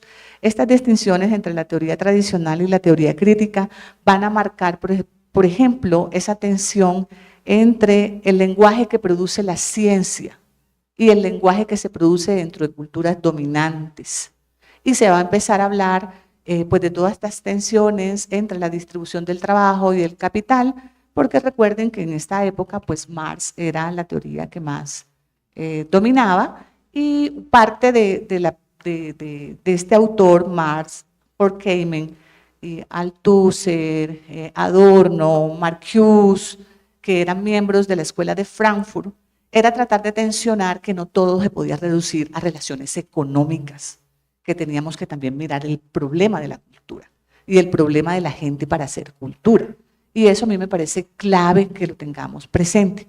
Los invito a leer en extenso este documento y a problematizarlo porque de verdad que arroja muchas luces para entendernos. Aquí un panorama muy rápido de las raíces históricas de la pedagogía crítica.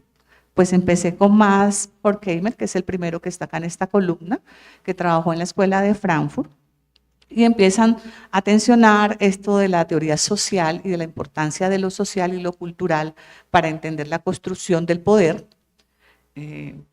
Por supuesto, de aquí en breve Si ustedes miran un poco la pedagogía del oprimido de Freire, aunque no hay citaciones en extenso de más de Horkheimer, hay un par de citas muy interesantes que nos llevan a pensar pues que estaban todos tratando de tensionar. Lo interesante de Paulo Freire es que él se vuelca completo a la educación y a la educación popular. ¿A qué es lo que se trata de trabajar con la gente? Alfabetizar políticamente a la gente, que pasa también por entender la lengua, y creo que esa es la primera revelación.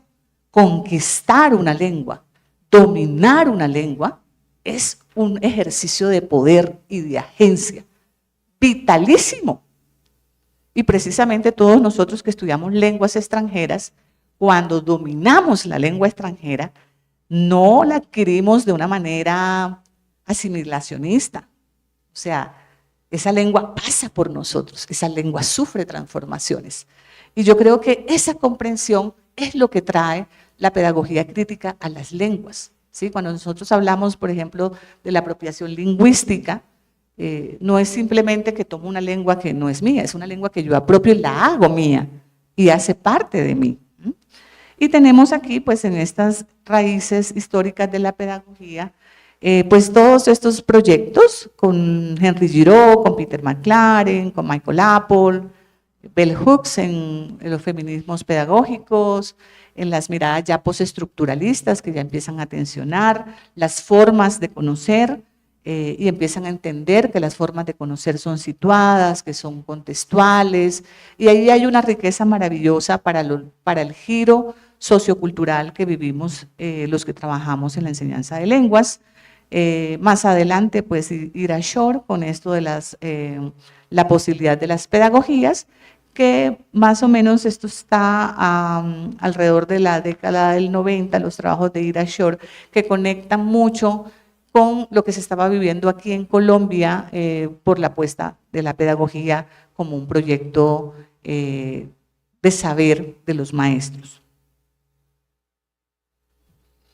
Entonces, la comprensión crítica de la educación con Freire nos va a permitir plantear que no podemos pensar en el lenguaje sin pensar en la ideología y en el poder. Y esta es una cita muy traída siempre por todos los que hemos leído a Freire, que nos habla de la lucha por la liberación y nuestro deseo de que la criticalidad nos ayude a entender que cuando hablamos de liberarnos de la opresión como estructura no es solamente una opresión que vive el oprimido, también la vive el opresor. Lo que pasa es que no es consciente de ella. Y precisamente los trabajos de Paulo Freire empiezan a abogar por esta concientización colectiva que la educación debe jugar un papel preponderante en ella. Pues libros también que son como recomendaciones de lectura, obligadas de lectura para todos los que estemos interesados en el tema de la pedagogía crítica, del poder de la resistencia, pues este par de libros de Henry Giraud y de Peter McLaren. Sí llama mucho la atención. Recuerden que Freire fue exiliado y él llega a Estados Unidos y estos hombres se vuelven sus discípulos. Henry Giraud, traductor de la mayoría de su obra, Peter McLaren, uno estudiante directo de él, y son los que empiezan a escribir sobre pedagogía crítica en la escuela con unas comprensiones bastante rigurosas, investigaciones hechas en las aulas para entender cómo funciona la lengua como poder, como instrumento de dominación, de moldamiento de las mentes, de comportamientos, y creo que son lecturas obligadas para entender precisamente cómo a través de la lengua, la pedagogía también se instrumentaliza como un mecanismo que puede ayudar a la liberación, pero también a perpetuar un tipo de opresión. Y eso me parece clave que lo entendamos todos aquellos que nos queremos dedicar a enseñar algo.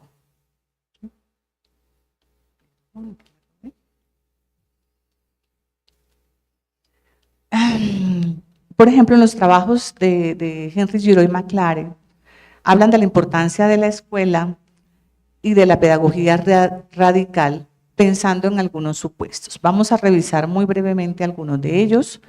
por ejemplo, la necesidad de un discurso crítico, la importancia de que entendamos qué es esto de la opresión, cómo nosotros contribuimos o no a perpetuar una opresión, porque pues no podemos negar que muchos de nosotros naturalizamos las opresiones. Por ejemplo, cuando pensamos comparativamente las lenguas, uno siempre ubica en una jerarquía las lenguas modernas en comparación a las lenguas vernáculas o las lenguas de comunidades indígenas, incluso algunos con mofa se refieren a algunas lenguas africanas por sus explosiones y sonidos tonales, y entender eso es pasar por comprender que ahí hay una jerarquía opresora que clasifica las lenguas como superiores e inferiores dependiendo de quiénes las hablan y en qué lugares las hablan y cómo las producen. Entonces, tener un discurso crítico sobre las lenguas pasa por la filología, pasa por la traducción, pasa por los que enseñamos lenguas. Entonces, no es una cosa ajena. Pero ¿cómo un filólogo o un traductor o un literato puede hablar de eso si no sabe pedagogizar sobre la lengua? No tiene un discurso crítico sobre la lengua.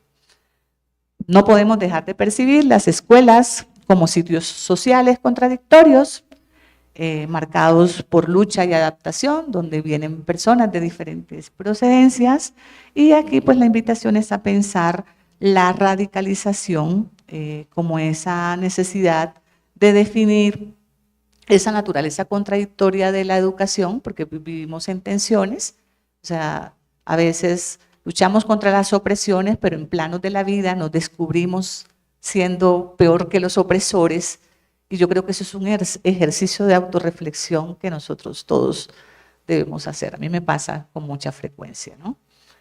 Por ejemplo, la tiranía de la academia, ¿sí? Y pues uno a veces no quiere caer en esas trampas, pero pues a veces cae. El propósito de la escolarización y la pedagogía crítica debe vincularse con la cuestión del desarrollo de una nueva esfera pública. Y creo que eso es una dimensión muy importante, que es algo que Giro toma mucho de Freire, y es esta idea de que la educación circula, de que la educación no es un sitio encerrado, y que es interesante como de plantear.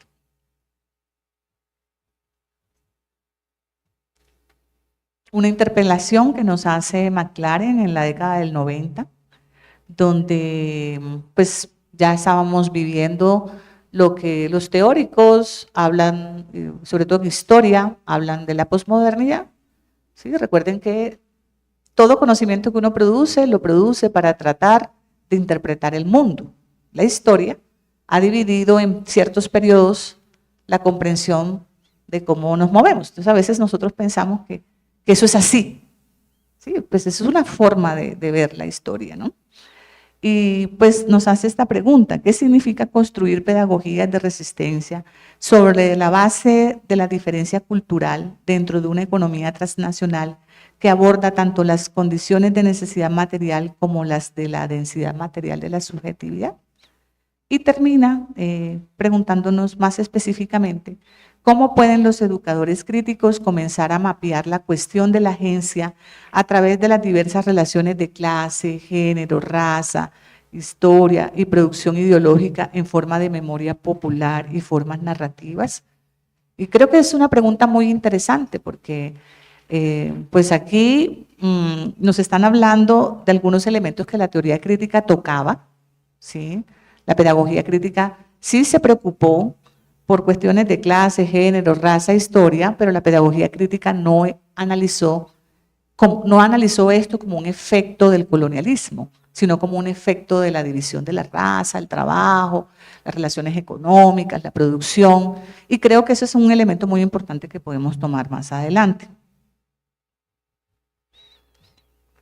Este mapita aquí todo rápido y raro, que después se los puedo prestar en algún momento, pues lo planteo para mirar un poco cómo en Colombia nosotros hemos embebido de ciertas teorías, en ellas la teoría crítica, otros nos gusta mucho la teoría postcolonial, y a veces pues usamos lo postcolonial, pero no entendemos las relaciones que esta teoría tiene con sus lugares de producción.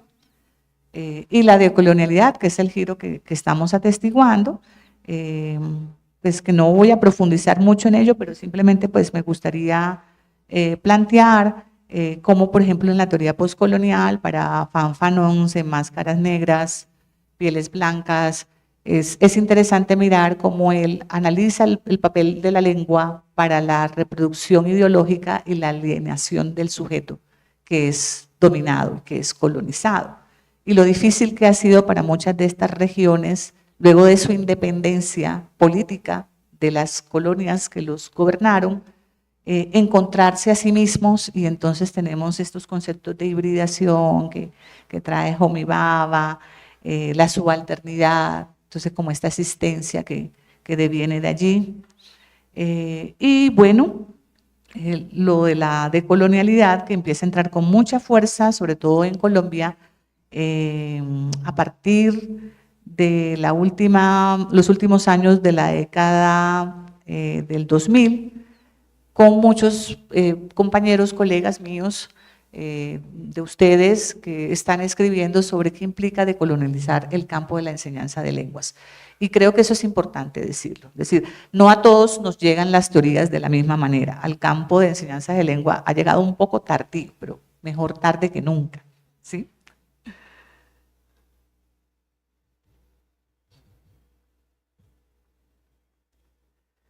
Pero ¿qué significó esto de asumir la postura crítica en Colombia?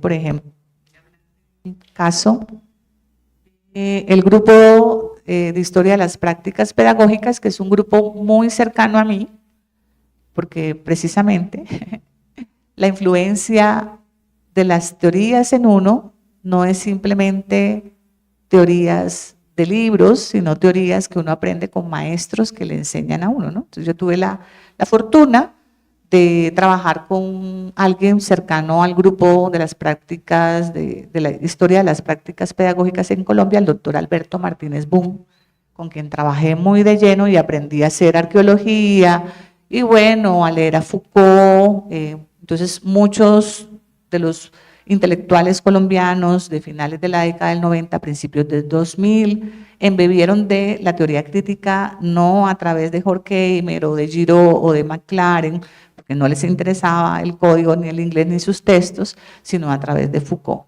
¿no? Entonces, esta idea de entender ya no la ideología y la dominación como efectos de relaciones económicas y distribución del trabajo, sino de entender la pedagogía y el poder en relación con el saber.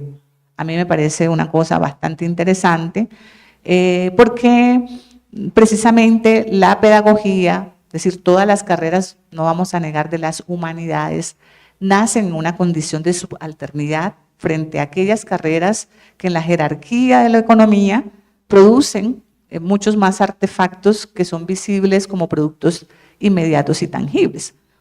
Formar a alguien en humanidades es un proceso de largo aliento, ¿sí? Es un proceso de muy largo aliento. Entonces, la pedagogía siempre estuvo subalternizada, como muchas otras ciencias y disciplinas. Esa también es otra charla.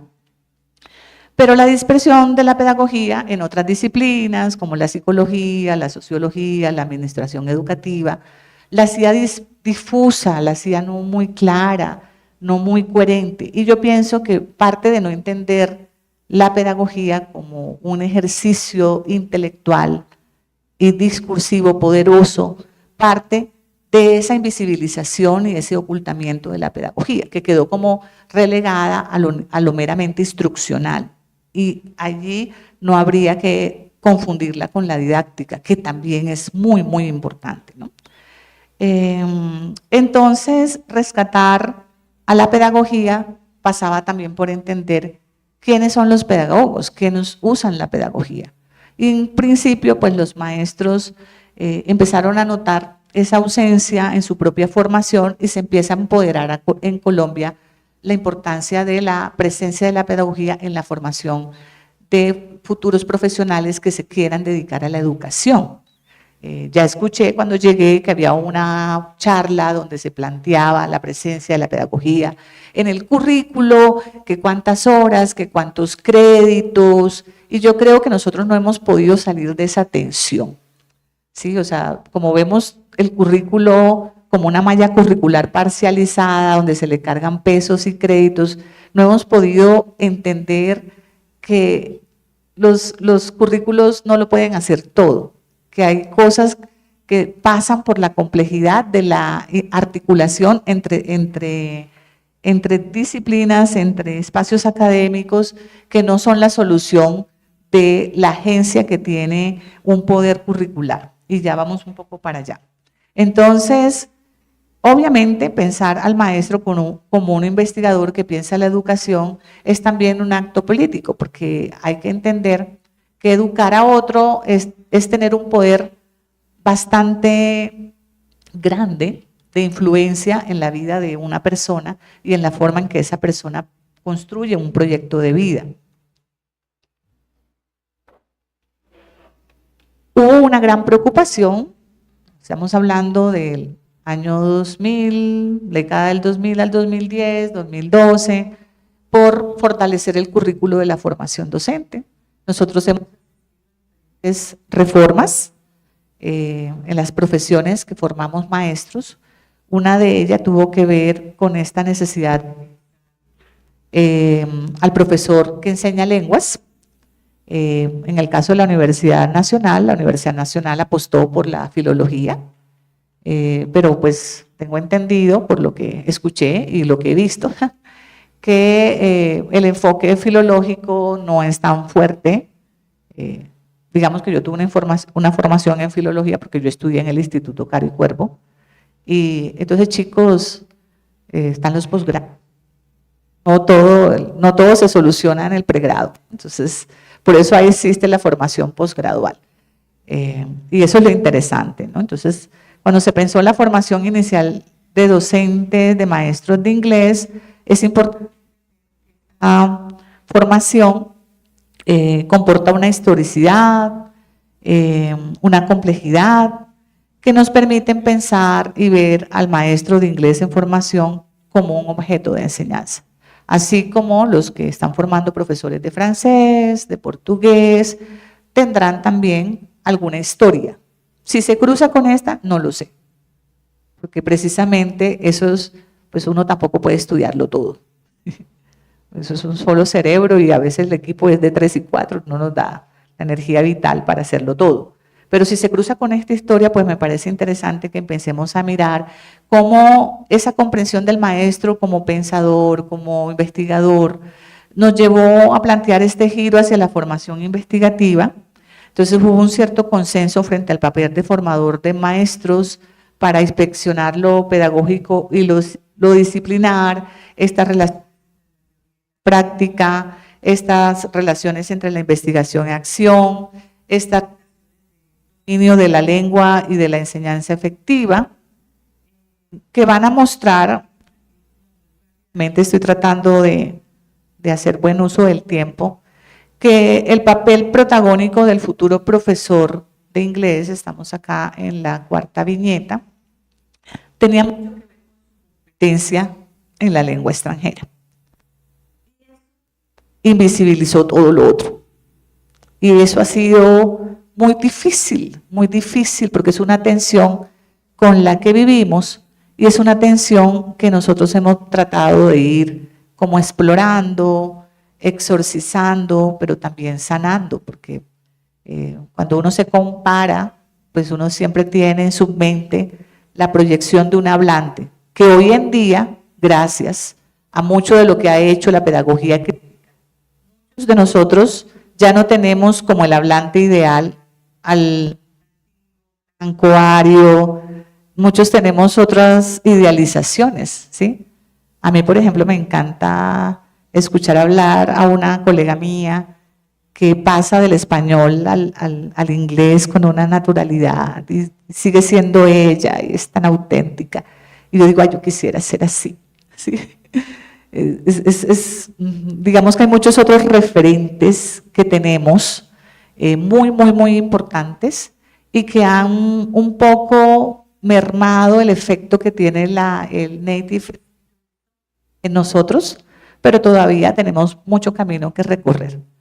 Y creo que parte de esa fuerza ideológica que tiene esta creencia ha perjudicado notablemente el desarrollo de la política más ligada a nuestra propia identidad, más construida desde nuestra subjetividad. Siendo así las cosas, pues digamos que los giros de la formación de maestros en Colombia han sido muchos. Referir particularmente al giro crítico cultural. Podemos notar que el inglés se entendió como una lengua de contacto con implicaciones identitarias y sociales, y que los futuros maestros deben trabajar la enseñanza desde la diversidad cultural y la inclusión. Y eso es una de la pedagogía crítica, en la forma en cómo nosotros los maestros que estamos trabajando con pedagogías críticas. No todos los maestros trabajan desde las pedagogías críticas. No todos los maestros pueden trabajar con pedagogías críticas.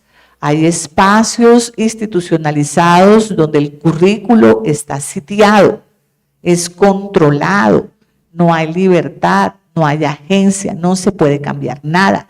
Los estudiantes no pueden cambiar nada, ¿sí? Entonces, pues, cuando uno trabaja en una universidad pública, pues, en el caso mío, tengo muchas libertades de trabajar con el currículo, de hacer cosas locas con los estudiantes, de meternos en proyectos chéveres, profesores que no pueden sino enseñar lenguas by the book, ¿sí? Como esté ahí y pare de contar. Entonces, volvemos pues a la reflexión que se hacía de los espacios escolares como espacios que limitan, ¿no? A veces. Entonces, ¿necesitamos un discurso crítico? Pues claro que sí.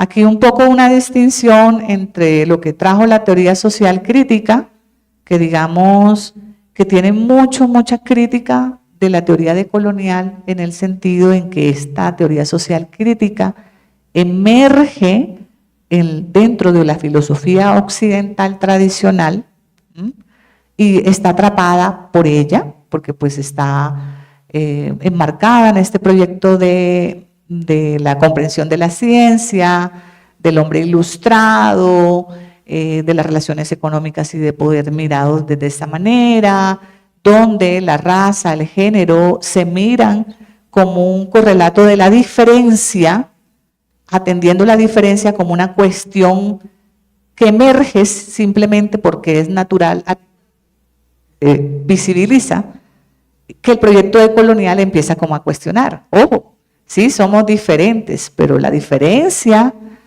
tiene que pasar por entender que el colonialismo ya venía con una ideología mucho mayor, que es de la que nos habla Quijano, como este proyecto de matriz de poder, que contaminó todo y que no permitió ver en la diferencia diversidad, sino en la diferencia jerarquía. Entonces empezó a ver el despojo, la muerte, los epistemicidios, la anulación, el racismo y el patriarcado. Entonces, por ejemplo, cuando uno tiene la posibilidad de viajar, ir a un museo en Europa, ver tanta riqueza que tienen, que se cogieron de otras civilizaciones, uno se queda como aterrado, ¿no? Y todo lo que se quemó, todo lo que se perdió,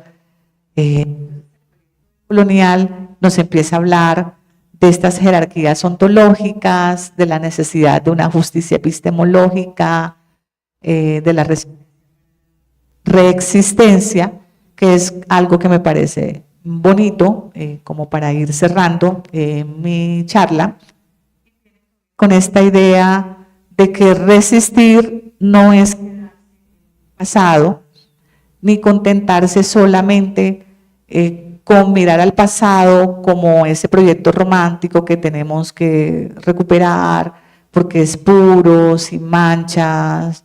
No, porque pues muchas de nuestras comunidades no están aisladas del mundo. están en contacto con todo lo que ha pasado, ¿no?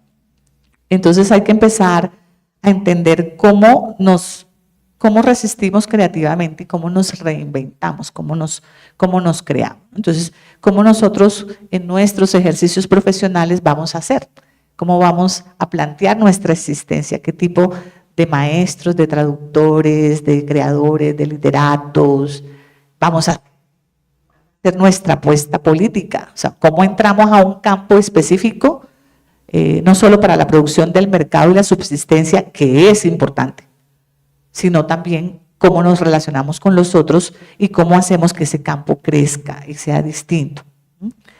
Y allí, pues, eso ha sido clave, digamos que es una de las cosas más importantes del proyecto decolonial, que el conocimiento no se produce aislado de quién es uno, de dónde es uno, de los intereses que uno tiene, de sus orígenes, de su historia personal, de su pasado. Y eso es lo que se conoce como el locus de enunciación o lugar de enunciación, que ha gustado mucho a los intelectuales colombianos y americanos, porque nos ha permitido decir este conocimiento sur de esta manera.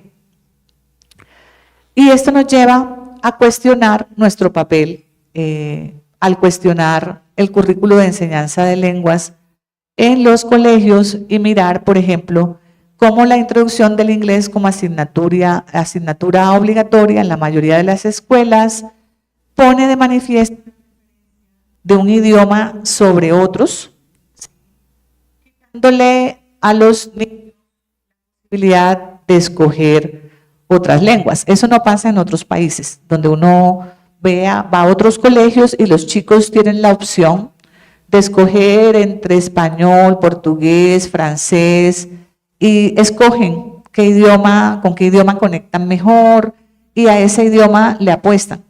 Nosotros no tenemos esa posibilidad en nuestras escuelas, porque el currículo en Colombia cambió cuando hizo el pacto con la enseñanza del inglés, y muchos de nosotros, mi caso, que aprendí francés y era muy buena, lo olvidé. O sea, no me atrevo a hablarlo, lo entiendo, pero no, me sale horrible, me sale fatal.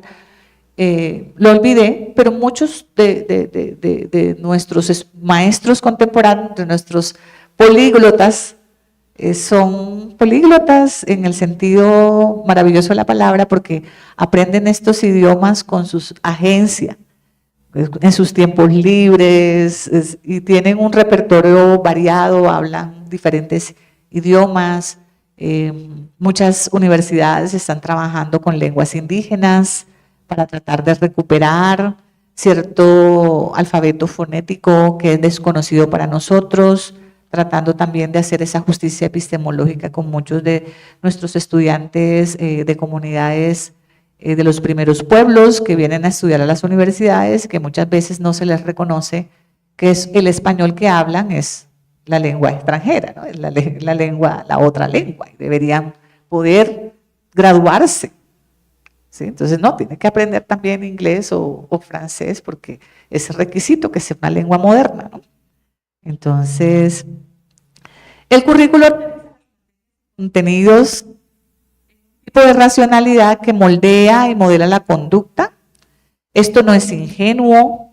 Esto en muchas instituciones mantiene el status quo, dominantes, hegemónicas del conocimiento. Entonces, claro que todos aquellos que puedan hacer resistencia la encuentran, ¿sí? Yo me he encontrado con casos preciosos en instituciones donde el currículo está sitiado, que los maestros no tienen como mucha libertad, ojo, y no tienen cámara, porque algunos aulas tienen hasta cámara, ¿sí? Para mirar qué hacen. Eso me parece el panóptico más terrible, pero los que no tienen, uno siempre encuentra la manera de resistir. Esos cafecitos en los pasillos se vuelven más interesantes que el contenido que uno está enseñando en el libro. Y creo que ese es un mensaje muy importante que nosotros tenemos que reconocer. Entonces, el currículo en la enseñanza de idiomas a veces adopta una visión monolingüe del lenguaje, que tenemos que empezar a problematizar, tenemos que empezar a cuestionar la masificación de la enseñanza del inglés y de pronto pensar que quizás como el fracaso. En la escuela no se aprende, no salimos del verbo to be, no aprendemos idiomas en los colegios.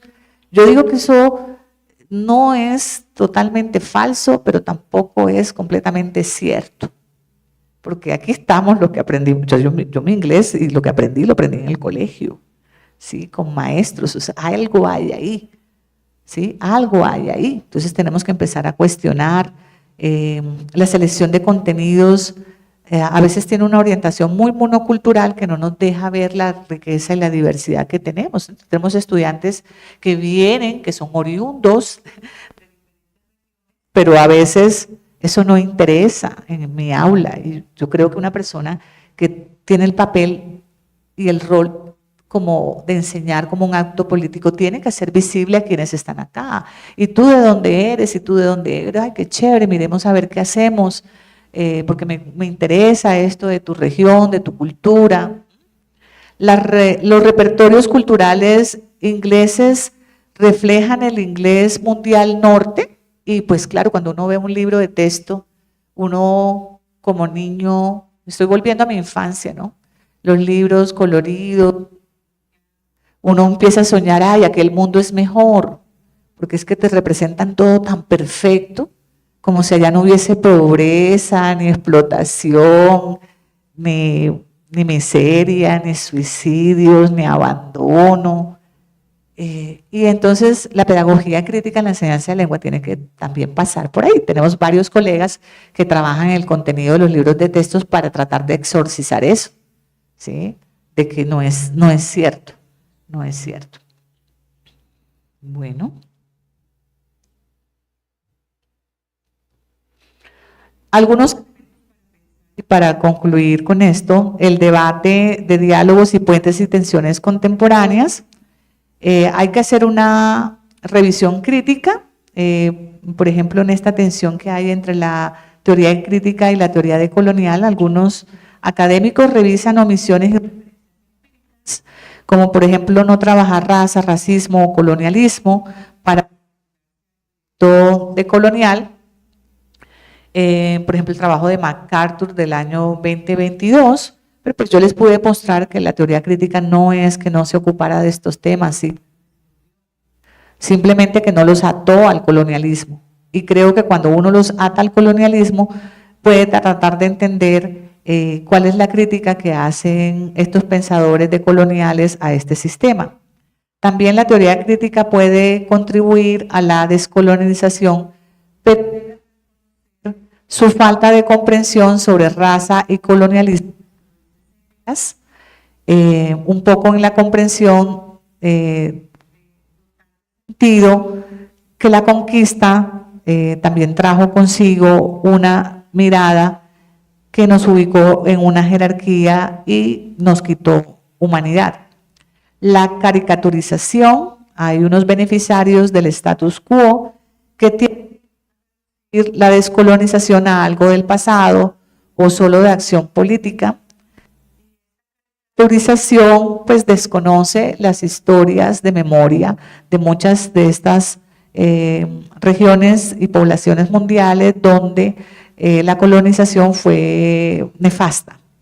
Los riesgos de la apropiación, hay algunas tensiones donde se refleja que indigenizar el currículo, negriar el currículo, puede ser un veto de apropiación cultural, porque quizás nos falte comprender a los que, entre comillas, nos asumimos como en el mestizaje. ¿Qué es eso del mestizaje? O sea, ¿qué entendemos por eso, ¿no?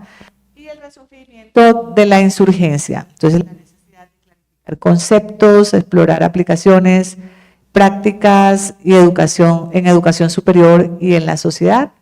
Y entonces, con esto quisiera terminar para plantear que resistir es también atreverse a hacer cosas.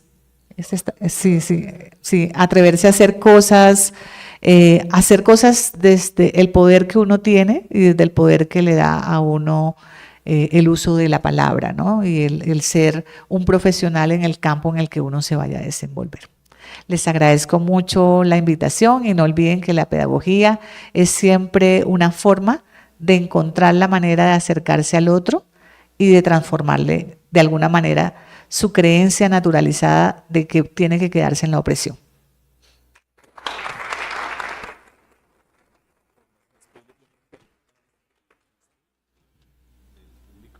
Bueno, tenemos un panel, 5 o 7 minutos para preguntas, comentarios acerca de la charla de la profesora Pilar Méndez. Voy a ir conectándome aquí virtual. Si tienen alguna duda, alguna pregunta desde el aula aquí de mí, por favor colocar sus comentarios y se los podríamos leer a la profesora Pilar y demás. También aquí en el auditorio.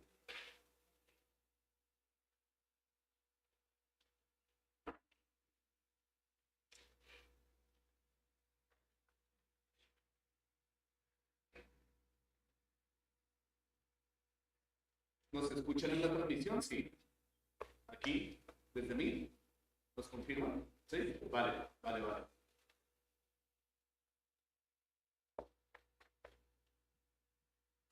Bien, pregunta a Soledad Cardoso, más que una pregunta, si se pudiera tal vez explorar o desarrollar esta idea, la significación de esos espacios de pasillo, los que hablabas en la academia, en la escuela, para el fortalecimiento, si se puede ondear al respecto. El micrófono. Bueno, era un poco como para plantear la cuestión de la imposibilidad que tienen muchos profesionales que enseñamos lenguas de hacer alteraciones al currículo oficial. ¿Sí? Pues en teoría curricular esto podría denominarse estos encuentros de pasillo, estos cafecitos conversados, lo que se conoce como el currículo oculto, el currículo nulo, porque pues obviamente el currículo no lo puede atrapar todo y yo creo que los profesores y los seres humanos siempre encontramos la manera de hacernos la vida un poco más placentera y cuando nos ocupamos de formar y de enseñar a otros y hay cosas que no podemos tragar entero, que no podemos pasar porque pues uno a veces tiene el libro de texto y uno dice yo estoy enseñando esto, por Dios, y los estudiantes definitivamente, por ejemplo, creen que allá no hay pobreza, que allá la gente es feliz, que ese es el sueño americano, irnos de acá porque es lo mejor. O sea, hay que mostrarles la otra cara de la realidad. Entonces, si no me lo permiten en mi aula, pues uno encuentra el espacio y pues uno cuando es crítico, uno busca gente crítica, o sea, uno se hace al lado de gente crítica. A veces hay gente que no es muy crítica porque ha estado oprimido por temor a no serlo, porque me da miedo como irrumpir en esto, no. Yo no pregunto eso porque de pronto me coloca mala calificación o voy a pensar que soy un izquierdoso, que soy qué. Entonces habría que encontrar, digamos, espacios de escape, lugares de fuga, como dicen algunos otros autores, para poder plantear la criticalidad, ¿sí? Entonces yo creo que mi alusión a ello tenía que ver un poco con eso, o sea, no todo espacio institucional está abierto a las pedagogías críticas, o sea, muchos de nosotros que trabajamos o que hemos tenido, yo que formo maestros y conozco a muchos, me dicen, ay, qué rico leer esto, pero yo esto no lo puedo enseñar donde yo trabajo. Ay, qué rico este tema, pero yo esto no lo puedo tratar allá porque a mí me echan del trabajo. Esto ya es vedado. Entonces yo le digo, oye, ¿por qué no dejas el trabajo y te vas para otro trabajo? Y dice, oiga, como que sí, como que me lo voy a pensar. Pero no todos tienen esa posibilidad. Entonces creo que a eso hacía yo alusión con mencionar el pasillo, pero pues el pasillo es un espacio metafórico. Puede ser cualquier otro espacio, cualquier otra cosa, cualquier otra forma.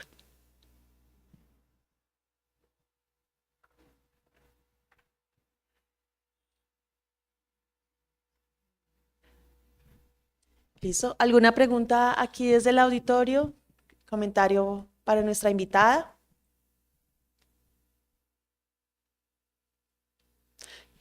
Sigue, profe.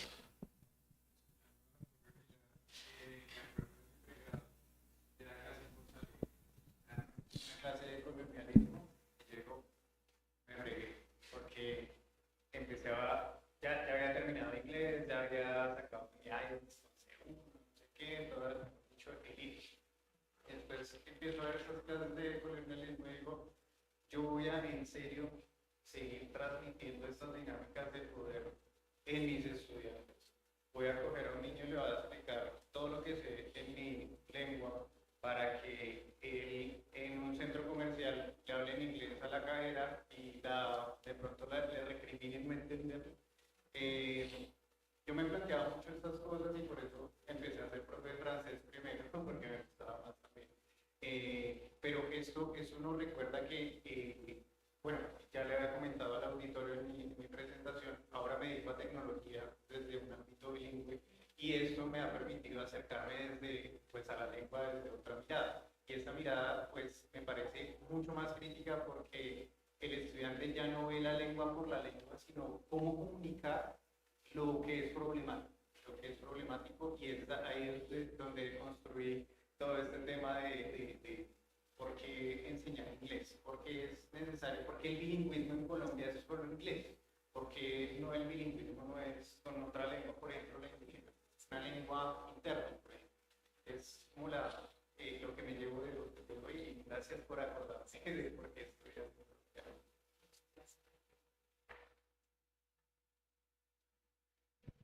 ¿Algo más? Desde el Meet. Muchísimas gracias por sacar a luz esas grietas no oficiales que sin embargo contribuyen, dice Soledad. Y bueno, ya damos por terminada la plenaria y esta primera jornada de nuestro evento. Miguel.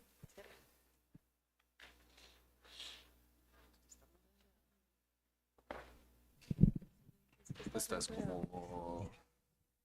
No da el cable. No da. Sí.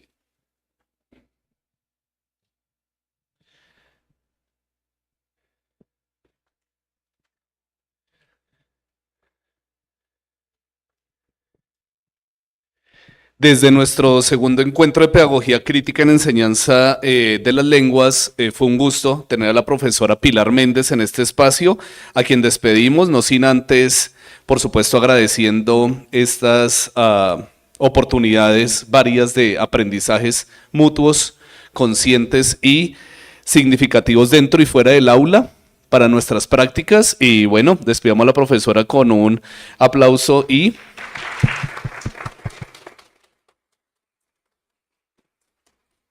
Agradeciendo de nuevo a las 6 universidades participantes, organizadoras de este evento, Universidad Nacional de Asunción, Paraguay, la UNA, Universidad Nacional de Colombia, Universidad Tecnológica UTEC, Universidad Metropolitana de Ciencias de la Educación, UMCE, Universidad Federal de Bahía y la Universidad Nacional de Mar del Plata, aquí desde la Universidad Nacional junto a la profesora Lorena Caviedes y también a las 2 estudiantes que nos colaboraron en este espacio y para todos los presentadores, asistentes, Universidad Nacional de Colombia, como les veníamos resaltando, ha sido un placer poder aprender junto a ustedes, todos los ponentes, gratificantes enseñanzas que nos deja y bueno, sin más preámbulos para el tercer encuentro el próximo año, miraremos en qué país desde el sur global podríamos entablar este diálogo y continuar esta travesía, sobre todo importante, retadora y con muchas aristas de aprendizaje mutuo. Un gusto y estaremos en contacto con cada uno de ustedes. Muchas gracias.